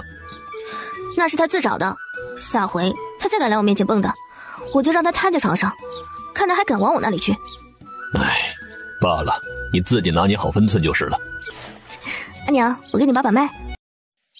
小姐，我仔细想过了，要说3年前大小姐有什么不对劲的，只有一件事情。何事？说来听听。3年前，大小姐除了参加外祖父的寿宴，还参加过一次宫宴。那次宫宴是皇后娘娘给京中贵女公子们办的，大小姐也收到了帖子。奴婢仔细想过了，如果一定有什么问题，那只能是那次了。原来在那次宫宴中，见雪本应该全程跟着唐木木的，可是中间见雪内急离开了下，再回来时就没看到唐木木的身影，见雪只能到别处去找，但始终找不到人。正当他想要将此事告知二夫人周氏时，却瞧见大小姐回来了。不过让见雪奇怪的是，大小姐突然换了一身衣服，问大小姐，大小姐也只说她不小心打翻了酒水，这才换了衣服。也是从那日后，大小姐总是闷闷不乐，不大愿意去参加什么宴会。再不久，大小姐就独自回了怀城。那阿姐离开怀城前，可同你说过什么？大小姐没说什么，她只跟奴婢说，让奴婢日后就留在京中，若是不想留在府中，就寻个人嫁了。她还将奴婢的卖身契给了奴婢，同时还给了奴婢一些钱财。大小姐要奴婢好好过日子。你是说宫宴中是有贵女带走了阿姐？那可知那几人的名字？是丞相府的谢庭瑶谢小姐，还有尚书家的李雪莹李小姐。又是他们，世界上哪有那么多巧合的事情？知道了，既然阿姐将卖身契已经给了你，我也不会收回来。你若想出府就出府吧，留在这里对你来说也不是什么好事儿。小姐，奴婢要走早就走了，本想带着念想就留在府中过一日算一日，可如今得知大小姐的死是人为的，见雪没看到那真凶落网前，是绝对不会离开的。小姐，若是您不相信奴婢，这是奴婢的卖身契。罢了，卖身契你自己收着，我想要一个人死，还用不着拿着一张没用的废纸。唐昭昭，你好得很，你好得很！让你给姑姑传的信，可传到了？静妃娘娘已经答应了，不日就会举办一场赏雪宴，到时候京城中有头有脸的贵女公子都会受到邀请。小姐，您还是先将脸上的伤休养好才是。静妃娘娘已经求陛下解除了您的禁足了。怕什么？大夫不是说了，最多3日我这脸上就会恢复吗？唐昭昭等着吧，赏雪宴那日，我一定会让你成为全京城的笑柄。唐昭昭不知道，他还没去找谢庭瑶，谢庭瑶已经迫不及待的要对他出手了。翌日，他就收到了一张帖子，正是静妃娘娘发出来的，邀请京中的名门贵女公子们一起进宫赏雪。唐昭昭本来是没兴趣的，可谁叫这场宴会是静妃娘娘举办的呢？静妃是谢庭瑶的姑姑，谢庭瑶必然会去。想到此，唐昭昭便应下了5日后的赏雪宴。你如此莽撞，还不如趁早回去，总比进宫后冲撞的贵人强。许乐婉想分辨几句，许家业正好抬头，等他对上唐昭昭那双似笑非笑的眸子，他差点吓得叫出声，心中暗骂：今天出门不利啊，怎么遇上这位主了？许小姐很怕我吗？许乐婉心中叫苦，她怎么可能不怕？唐昭昭看着这姑娘，被自己吓得都快魂飞天外了，她顿时觉得无趣，转身往宫门而去。许乐婉看她消失的背影，这才长长舒了一口气。也在同时，一名贵女走到她身边，疑惑道：许小姐，方才那人是谁啊？怎么一副道姑打扮？那是唐将军家的2小姐。果然和传闻中的一样，是个山里来的野丫头。哼，居然穿着一身道袍来参加宫宴。唐昭昭独自一人走在公道中，两边是高耸的红墙，迎面却走来了一个人。四周的人见了来人，纷纷躬身行礼。参见三皇子殿下。参见三皇子殿下。唯一没有行礼的只有唐昭昭。唐2小姐胆识过人，本殿下的母妃举办的赏雪宴也敢来？因为谢庭瑶。三皇子慕容思弯唇一笑，没回答。我打了殿下，静妃娘娘都没有动怒，却为一个侄女特地办场宴席来针对我，倒是奇怪的很。唐二小姐说笑了，只是本殿下可不是什么爱告状的人。这么说，下回我再打殿下，殿下也不会告状？那是自然。他二人相谈甚欢的模样，落在旁边的贵女公子眼中，引来一阵窃窃私语。这道姑是谁啊？他怎么能跟三殿下聊得这般开心啊？谁知道呢？一个姑子居然也敢如此谄媚，当真是世风日下。这道声音一出，慕容斯突然回头看向那说话的公子道：你在胡言乱语什么？这位是唐将军家的二小姐，怎可让你们如此诋毁？那公子见三皇子慕容斯动怒，立刻跪下道歉：都是在下的错，误会了唐二小姐，还请唐二小姐莫怪。三殿下安排这场戏果真费心了。唐昭昭可不认为有人敢如此当着皇子的面对他出言不逊。本殿下这么做全是因为本殿下心悦唐二小姐，不想唐二小姐遭遇到一些不必要的麻烦。三殿下，饭可以乱吃，但话不能乱说，小心祸从口出。唐二小姐是还没看见本殿下的真心，要是你能看清楚就不会这么说了。三殿下的机器那么多，身子骨怕是已经经不住折腾了吧？我刚好懂点玄门之术，怪三殿下再胡言乱语，恐有血光之灾。慕容斯闻言站直了身子，这丫头可是真敢打人的，他可不想在这么多人面前再被这丫头打一顿。唐二小姐说笑了，本殿下还有事情就不送你了。不过若是今日有人为难你，你可以向本殿下求助。唐昭昭看都没看他一眼，转身就走。慕容斯嘴角勾起，这个女人比他姐姐更有意思，要是真能做他的三皇子妃也不错。唐昭昭跟着工人一路到达一座大殿中，这里已经落座了不少人。唐昭昭的出现本来没有引起多大动静，可身后突然察觉有人靠近，他下意识地抓住了那只想要推他的手腕，一个用力直接将人甩进了大殿。这位姐姐为何推我？这位小姐，你站在我身后，请问我是如何推倒你？大殿门口可是有婢女太监守着的，所以柳如言如何摔倒的有不少人看得清清楚楚。可柳如兰仗着静妃喜欢她，她才不怕这些宫人敢得罪她。怕是我有什么地方得罪了这位唐家二小姐，才会被这般对待。发生了何事？谢姐姐不碍事的，可能是我哪里得罪了唐二小姐，才会惹得唐二小姐这般对我。谢天瑶看着唐昭昭冷笑道：也是，如今京中谁人不知唐将军家的二小姐仗着给自己的姐姐查案，什么事情都做得出来。她现在只是推倒你，已经是下手轻的了。谢姐姐说的是，都是如兰不好，冲撞了唐二小姐。这唐二小姐是不是太霸道了些？要我说呀，她就是乡下来的野丫头，不懂规矩。唐将军啊，怎么不请个教养嬷嬷，好好的教一教，再放出来见人啊？真给将军府抹黑呀！谢小姐这是好了伤疤忘了疼，不过你这张脸恢复的倒是挺快的。李小姐，你说是吗？唐昭昭，你以为这里是什么地方？这里可不是你的荒山。今日这赏雪宴可是我姑姑办的，我劝你一句，不要太张狂了。怎么？你以为集合一帮子臭鱼烂虾就能将我怎样？唐二小姐，你怎么可以这么说话呀？在座的各位长辈可都是在朝的官员，你这样是不是太过分了？唐昭昭没有错过他眼中的算计，他抬腿一脚，在众人都没有反应过来的情况下，直接踹在了柳如兰的腿窝上。好歹我还有个郡主头衔，你们见了我不行礼便罢了，却在此一同诋毁于我。还有你，敢诬陷本郡主，是对陛下给我封的这个郡主有什么不满？这里出了何事？一道男声在唐昭昭身后突然响起，众人纷纷望去，来人不是旁人，正是太子慕容博。唐昭昭转身的那一刹那，慕容博呆住了，更是脱口而出道：你是谁？慕容博不是傻子，看到唐昭昭那张脸，他心中已经有了猜测。他不自觉地又看了一眼唐云桃的方向，难不成是他先入为主认错了人？太子哥哥，你来了。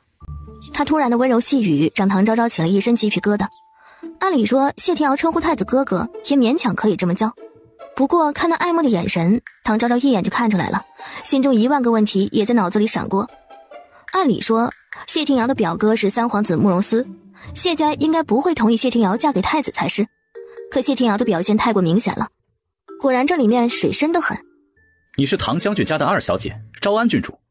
虽然唐昭昭的脸已经说明了一切，可太子还是问出了口：“是。”嘿，这里好生热闹啊！这柳小姐的脸是怎么了？为何哭得这么伤心呢？唐昭昭懒得再继续扯皮，人也打了，事情也清楚了，这里应该没她什么事了吧？太子哥哥，方才不过发生点小误会，庭瑶好些日子没见着你了，也不知道太子哥哥在忙什么，不如太子哥哥跟庭瑶说说可好？皇帝就不打扰太子殿下和表妹叙旧了。他丢下这句话，没有再看一眼柳如兰，也往大殿内走去。另一边，唐昭昭寻了个不起眼的位置坐下，可刚坐下，就有个人坐在了他的身边。唐二小姐果然还是一如既往的有魄力。看样子，三殿下是有意在给我惹麻烦。就慕容思往他这里一坐，大殿中立刻有不少目光都落在了他们身上。太子慕容博好不容易摆脱谢庭瑶，他挑的位置靠前，但目光始终都在唐昭昭这边。又看了慕容思和唐昭昭如此亲近，手中的酒杯都要被捏碎了。小妹，注意自己的仪态。大哥，你也看到了，太子殿下果然是被唐昭昭那个贱人给迷惑了。太子是第一次见唐昭昭，他又同唐木木生得一般无二，殿下和唐木木曾经有过婚约，多看几眼也是情有所原。女子嘛，就要温柔恭谨，等殿下发现唐昭昭的粗鄙不堪，自会想起你的好。唐云堂好似被安慰到了，他觉得自家哥哥说的不错，就唐昭昭那目中无人的样子，不可能入得了太子的眼。昭昭，做三皇子妃怎么样？三殿下是喝多了吧？昭昭不信我也没事，咱们来日方长。不准这么叫我，否则我说的血光之灾就要印证了。唐二小姐可真是不近人情。三殿下该走了，一会儿宴席就要开始了。错在哪里不都一样？唐昭昭有些嫌弃地看了他一眼。唐二小姐还是第一个如此嫌弃本殿下的姑娘。静妃娘娘到，六殿下到，四公主到。各位小姐公子都坐吧，今日就当是家宴，无需太过拘束。众人躬身谢过静妃，这才重新入座。庭瑶丫头，怎么坐得那般远啊？快来姑姑身边坐着。姑姑，侄女坐这儿挺好的。静妃闻言，目光也落在了太子身上，脸上的笑容收敛了几分。太子殿下今日怎么有空过来？思儿那孩子还是本宫好说歹说才肯来的呢。母妃说笑了，儿臣不过是觉得这曲有什么好看的，不如留在府中陪我那些娇妾听曲看戏的好。你好歹也是个皇子，就不能学太子给你父皇分忧？母妃教训的是。母妃，今日来了这么多的小姐公子，不如让他们为这次赏雪宴助助兴。也好，宫中宴会历来是贵女公子们展示才华的好机会，贵女们希望借此寻得如意郎君，公子们嘛，自然也是差不多的。唐昭昭看得无趣，脑子却在想该如何找机会让谢庭瑶落单。第一个表演人正是谢庭瑶，她缓缓走入大殿之中的空地上，随着伴奏开始翩翩起舞。唐昭昭不得不承认，谢庭瑶的舞跳得就不错，若是她不时地朝着太子慕容博抛媚眼，那肯定能跳得更好。这时的表演几乎进入尾声，就在这时，突然一道声音响起：“本公主听说唐将军家寻回了一位二小姐，不知今日可来了？”唐昭昭扬眉起身：“四公主，臣女便是。”都说唐将军家的大小姐才情斐然，想来唐二小姐自然也是不差旁人的。四公主说笑了，我自小长在山中，对琴棋书画还有什么吟诗作画是一概不通，所以公主想看表演，还是寻旁人吧。没见过谁家贵女居然敢如此大咧咧地说自己什么都不懂的。可唐昭昭如此坦然，倒是让四公主慕容莲没法子接话了。唐昭昭，公主让你表演，你推三阻四的是何意思啊？不要以为封了郡主就可以如此目中无人。谢小姐这话说的虽然不讲道理，不过表演唱歌跳舞我确实不行，但是花拳绣腿还是会一些的。就是不知道谢小姐能否做我的对手，我保证下手会轻些。你看样子谢小姐不敢。唐昭昭，你明知道我不会武功，不就是想要故意刁难我吗？原来谢小姐知道什么是故意刁难呀！在场的谁人不知，我是在山野之中长大的，又要从何学的琴棋书画舞文弄墨？你就在狡辩！好啦，唐二小姐说的在理，庭瑶啊，是你咄咄逼人了。既然唐二小姐会舞，不如和在场的公子们比试一番如何？毕竟在座的贵女们会武的可真没有，如此也算唐二小姐过了才艺，可好？这是自然，各位小姐们身娇体贵的，臣女方才也不过是说笑。要是真打坏了，怕是明日里我阿爹又要被陛下宣进宫了。谢天瑶一口银牙都咬碎了。唐昭昭这是在嘲讽他父亲3天2头去皇帝面前告状呢。如此甚好，不过本宫有言在先，各位公子若是有人愿意上台，切勿伤了唐二小姐，否则本宫定饶不了她。静妃娘娘还是让他们出全力的好，臣女可不想胜之不武。既然唐二小姐如此有信心，那么你们就随意吧。唐昭昭缓缓走入大殿之中，等待第一个上场之人。自从别去。为何？我一时间和你说不清楚，等哪个冤大头先上去了，你就知道了。静妃看着鸦雀无声的众人，没有人肯与唐二小姐比试的吗？小子愿一试，若是伤了昭安郡主，还请莫怪。既然如此，就开始吧。郡主得罪了。嘿，这演技也太假了吧！唐昭昭眸子看向那出生之人，对其勾勾手指道：“那你来。”我来就我来啊！这小子肯定是在做戏啊！家爷，这昭安郡主功夫居然如此了得，还好你拦住了我，否则这人可丢大了。就算你不去，咱们现在这帮公子哥的脸也不见得丢得少啊。徐家业说的不错，因为唐昭昭已经踹趴了近一半的贵公子了，这事要是传出去，他们还怎么有脸做人？三皇子慕容思嘴角含笑，现在好了，挨揍的不止他一个了，以后若是大家说起来，他也不算太丢人。不愧是武将之女啊，唐二小姐这身手确实了得。娘娘谬赞了。如今舞也跳了，酒也喝了，大家就一同出去赏雪吧。这可是今日这赏雪宴的主题呀，各家小姐公子们都去吧。奴婢见过昭安公主。何事？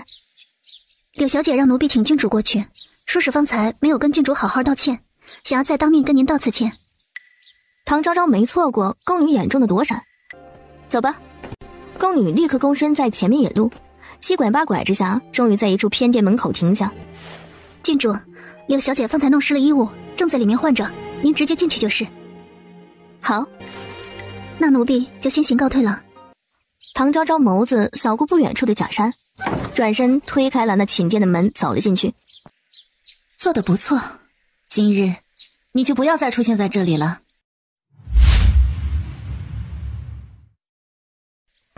与此同时，谢天瑶已经从大殿出来了，此刻正独自一人坐在长廊里发呆。唐昭昭突然出现，让谢天瑶直接愣住了。独自面对唐昭昭，谢天瑶是害怕的。你出现在这里想做什么？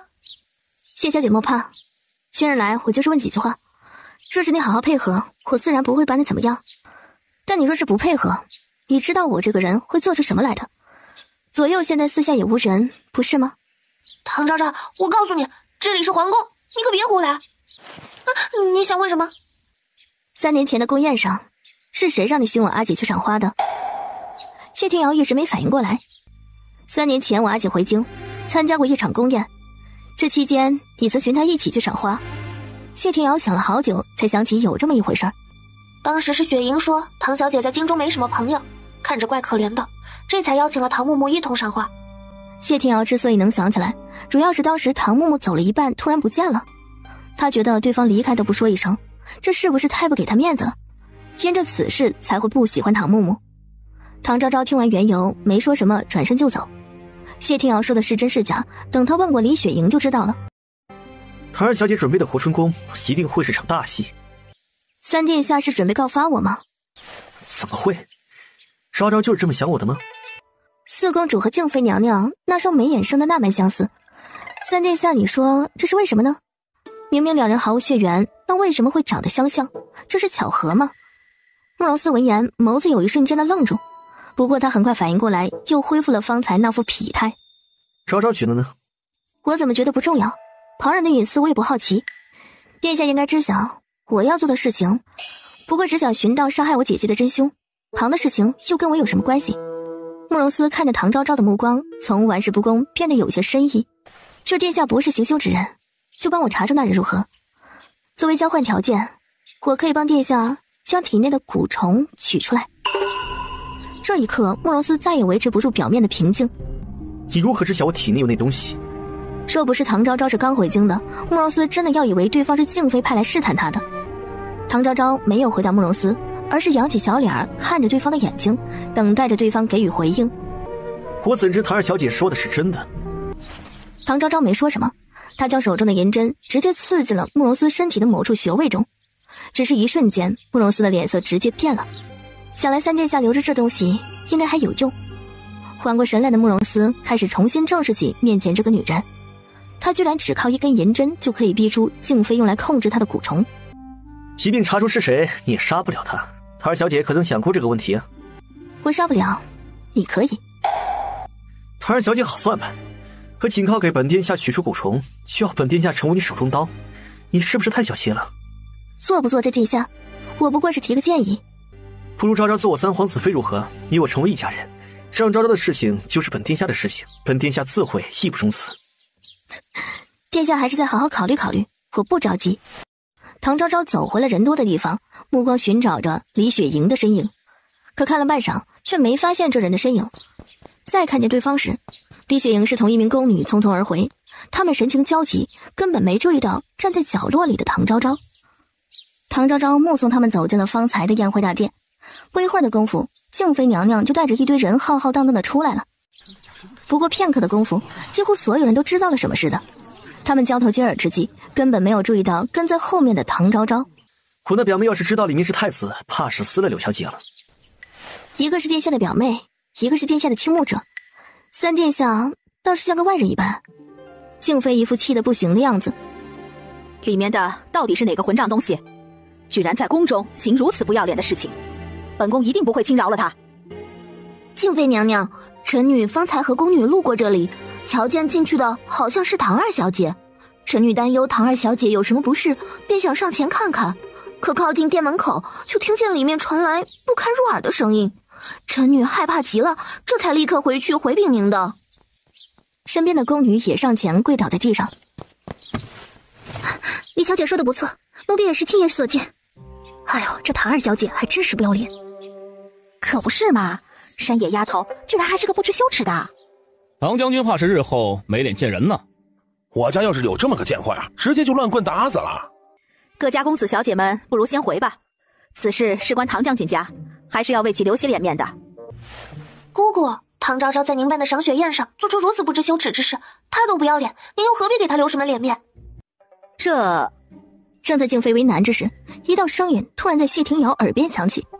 谢小姐说的可是我。你怎么会在这儿？谢小姐这话说的，你们一群人在这里谴责我，我听见了，自然要来讨个公道。唐昭昭玩味一笑，将目光落在李雪莹脸上。李小姐这上嘴皮子下嘴皮子这么一碰，就敢胡乱诬陷本郡主，当真是厉害。静妃娘娘，臣女方才也说了，只是觉得那身影像昭安郡主。唐昭昭，你放肆！当着本殿下母妃的面就敢随意打人，是谁给你的胆子？四公主殿下这话的意思，若是今日被人诬陷与人通奸，言语侮辱的人或就是殿下，殿下非但不会怪罪，还会拍手叫好不成？唐昭昭，你居然敢这么跟本殿下说话，你是在找死吗？公主这是听不得真话，要杀我泄愤不成？够了，莲儿，不得胡言乱语。唐二小姐生气打了李家小姐，这是情有可原。唐二小姐，虽然今日之事是李家小姐误会了你，但你言语冲撞了四公主，就是你的不对。唐昭昭没说话，她倒是想看看静妃想如何处置她。言语冲撞公主，若是不罚你，以后众人都效仿，那皇家颜面何存？唐二小姐认为本宫的话有错吗？娘娘的话自然是没错的，不过娘娘又该如何处理诬陷臣女的李小姐呢？还有这一群出言侮辱臣女的各家贵女公子们，说是以后也有人同他们一样，在关公宴上不分青红皂白的诬陷诋毁侮辱旁人，那娘娘说皇家还有何威严？静妃眸子一冷，闻言脸色瞬间黑了，好一副伶牙俐齿。唐二小姐说笑了，本宫刚才不过是随口一说，莲儿是被本宫骄纵坏了，自然不能因为这点小事儿就处罚你。众人听到静妃这么说，提起的心瞬间放下，说是他们在宫宴上被罚，回去后肯定少不得一顿教训。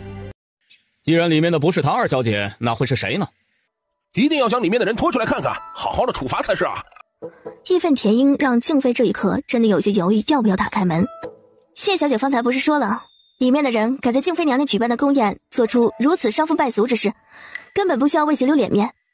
不如派2个工人进去瞧瞧，这样我们大伙也能知道这里面的是谁，敢如此不将静妃娘娘放在眼中才是。静妃虽然犹豫，可面对大家的统一的愤愤之音，她只能硬着头皮命工人打开店门进去查看。看着内侍跪在面前支支吾吾的样子，谢庭瑶没好气道：“狗奴才，还不快说！”是柳如兰小姐和太子殿下。轰的一声，谢庭瑶脑袋嗡嗡直响，将那个贱人给我拖出来！拖出来！谢庭瑶直接趁机冲进了寝殿。很快，唐昭昭就听见了寝殿里面传出尖叫和打骂声。再之后的事情就简单了，静妃将在场的贵女公子全部遣散。得知里面的是太子，即便大家想接着看戏，也不敢继续留下。唐昭昭离开皇宫时，听说康建帝都被请了过去，想来静妃这次肯定在康殿帝面前讨不了好。她心情不错的往宫门口而去。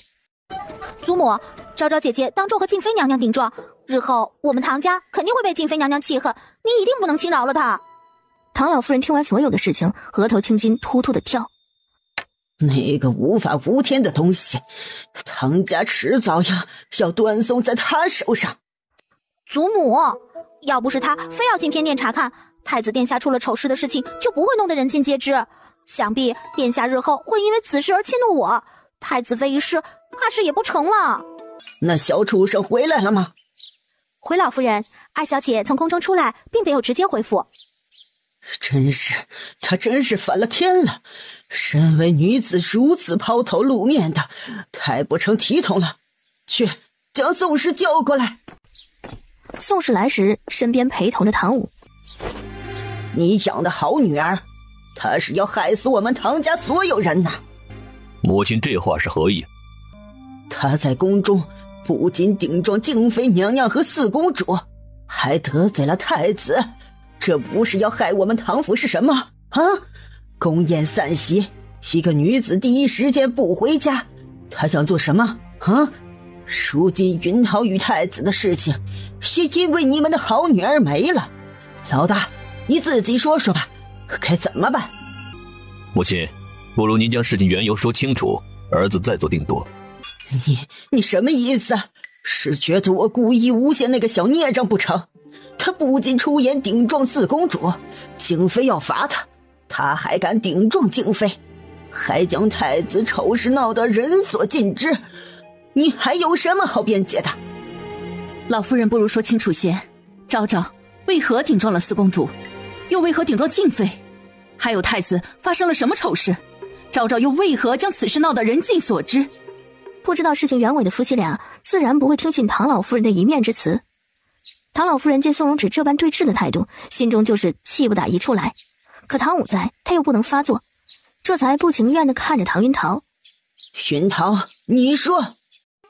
老夫人，先受辱的明明是昭昭，您不为他说话便罢了，还要因此怪罪他，是不是太过分了？你什么态度啊？就是因为你这个当娘的纵容，他才会如此肆无忌惮。母亲，我唐武的女儿，莫说她做的是对的，就是她做错了，也有我这个当爹的护着。您都一把年纪了，还是安享晚年吧。唐老夫人气得一手直接捂住了胸口。你这个不孝子，孽子，你是被这对母女迷了心智了。母亲，昭昭的事情，您日后还是不要插手了。说完，唐武就带着宋荣芷离开了。唐老夫人怒火攻心，直接就晕了过去。不知道唐老夫人被爹气晕的唐昭昭，她一路尾随李雪莹，居然到了二皇子府。唐昭昭不动声色地翻了进去，就看到李雪莹被一名婢女一直领到了一间书房门口。雪莹见过二殿下。雪莹这是被人欺负了，可要本殿下为你出气？不过是被唐昭昭打了而已，雪莹自己能处理。这唐二小姐下手可真是重啊，比起她姐姐的柔弱不堪，倒是颇为有趣。殿下还在想那个死人？雪莹，你被这本殿下私自杀了唐大小姐，本殿下可以不怪你，那是因为你曾经为本殿下挡过刀，也算救过本殿下的命。不过这一次，你要是再敢坏了本殿下的好事，你应该知道后果的。站在屋顶的唐昭昭眼中已经迸发出嗜血的杀意，李雪莹居然是她。唐昭昭，你疯了吗？陛下说过不许你再随意辱人的，你这是在违抗圣旨。我阿姐是你杀的。唐昭昭，没有证据的事情，你这就是污蔑。你与慕容天勾当，是要我尽数说给你听吗？你跟踪我？若不是跟踪，我怎会知道？看起来柔柔弱弱的李小姐，居然是杀我阿姐的真凶。是我又如何？这是他活该。谁叫他入了二皇子的眼？贱人想跟我抢二殿下，他就该死。3年前的宫宴，是你提议带我阿姐去赏花，可他却半路离开了。说，他见的人是不是慕容天？他对我阿姐做了什么？唐昭昭，既然你心中已经有所猜测，那为什么不自己去问二殿下？对了，他可是二皇子呢，就算他对你姐姐做了什么，你又能如何？你敢杀他吗？唐昭昭眯起了眼睛，他的手死死握成了拳头。唐昭昭，自你来京不是一直张狂得很吗？怎么，原来你也有害怕的时候？也对，杀了一个皇子，莫说你们唐家保不住，就连你外祖一家怕是也逃不了当今陛下的怒火。可我能杀了你，是不是慕容天？就算你不说，我早晚也会查清。我阿姐受过的疼痛，李小姐现在也尝一尝吧。不要，唐昭昭，要杀要剐随你便，将那东西拿离我远一点。放心，等你死了，我会将你的头挂在你最心爱的二皇子府门口，不会将你死了找不到他的人的。让唐昭昭惊讶的是，即便36枚牛毛针都扎进了李雪莹的身体，对方依然不提当初见过谁。翌日，二皇子府门口挂了一颗血淋淋的人头。等慕容天知道是李雪莹时，他还来不及吃惊，宫里就来人了。康健帝宣他火速入宫，唐昭昭一家3口在半日后也被一同宣进了宫。唐昭昭看着跪在金銮殿上的慕容天，手捏得发白。金銮殿内可不止他们，几乎所有3品以上的官员都来了，其中包括李雪莹的父亲工部尚书李明阳。唐将军，小女犯下的错，我是一无所知，你要打要罚，我都认了。二殿下是无辜的，你不要迁怒才是。唐昭昭冷眼看向李尚书，感情这些人都已经知道了。都是因为你这个逆子，朕今日就杀了你。还请陛下息怒。陛下，一切都是小女犯下的错，二殿下是无辜的呀。若不是他3心2意，一边招惹了李家姑娘，一边又惦记着唐家姑娘，何故会出这样的事情？陛下，都是微臣教女无方，微臣愿辞官举家回乡，来平息唐将军的丧女之痛。好一场大戏，唐昭昭都看着想笑，可心中的不满已经到了极点。虽说凶手已经被他手刃，可其中还有很多事情未明。他阿姐在3年前的宫中到底见过谁？这是他心中最大的疑惑。最有可能的就是二皇子慕容天，但为什么李雪莹死也不说呢？端木皇后匆匆而来，她一边哭一边说：陛下，这件事情如何能怪天儿？不过是女子间的争风吃醋。再说那唐二小姐不是已经杀了凶手，难道这样还不够吗？唐昭昭挂人头的举动就没打算隐瞒此事是他所为，倒是端木皇后如此说话，却让宋荣止极为不满。皇后娘娘，杀人偿命，天经地义。昭昭杀了凶手，是凶手咎由自取，何谈构字？唐夫人说的不错，唐亲家，此事你说怎么办呢？唐武环顾一圈在场众人，心中明白，今日不过是康健帝给他演的一出戏，可他能如何？正当他要松口之际，慕容天虽然不是行凶之人，但他是导火索，不法有失皇家体统。清冷的声音突然在大殿门口响起，众人齐齐望去。阿南推着木轮椅缓缓而入，木咕噜发出滚动声，让在场的人均是一惊。这位主怎么也来了？皇帝说的不错，那皇帝觉得该如何罚呢？皇家发生如此丑事，必须要严惩，否则一旦传扬出去，就是一个笑话。依照臣弟看，李尚书管教无方，就准他辞官回乡。至于慕容天，让其关在皇子府思过吧。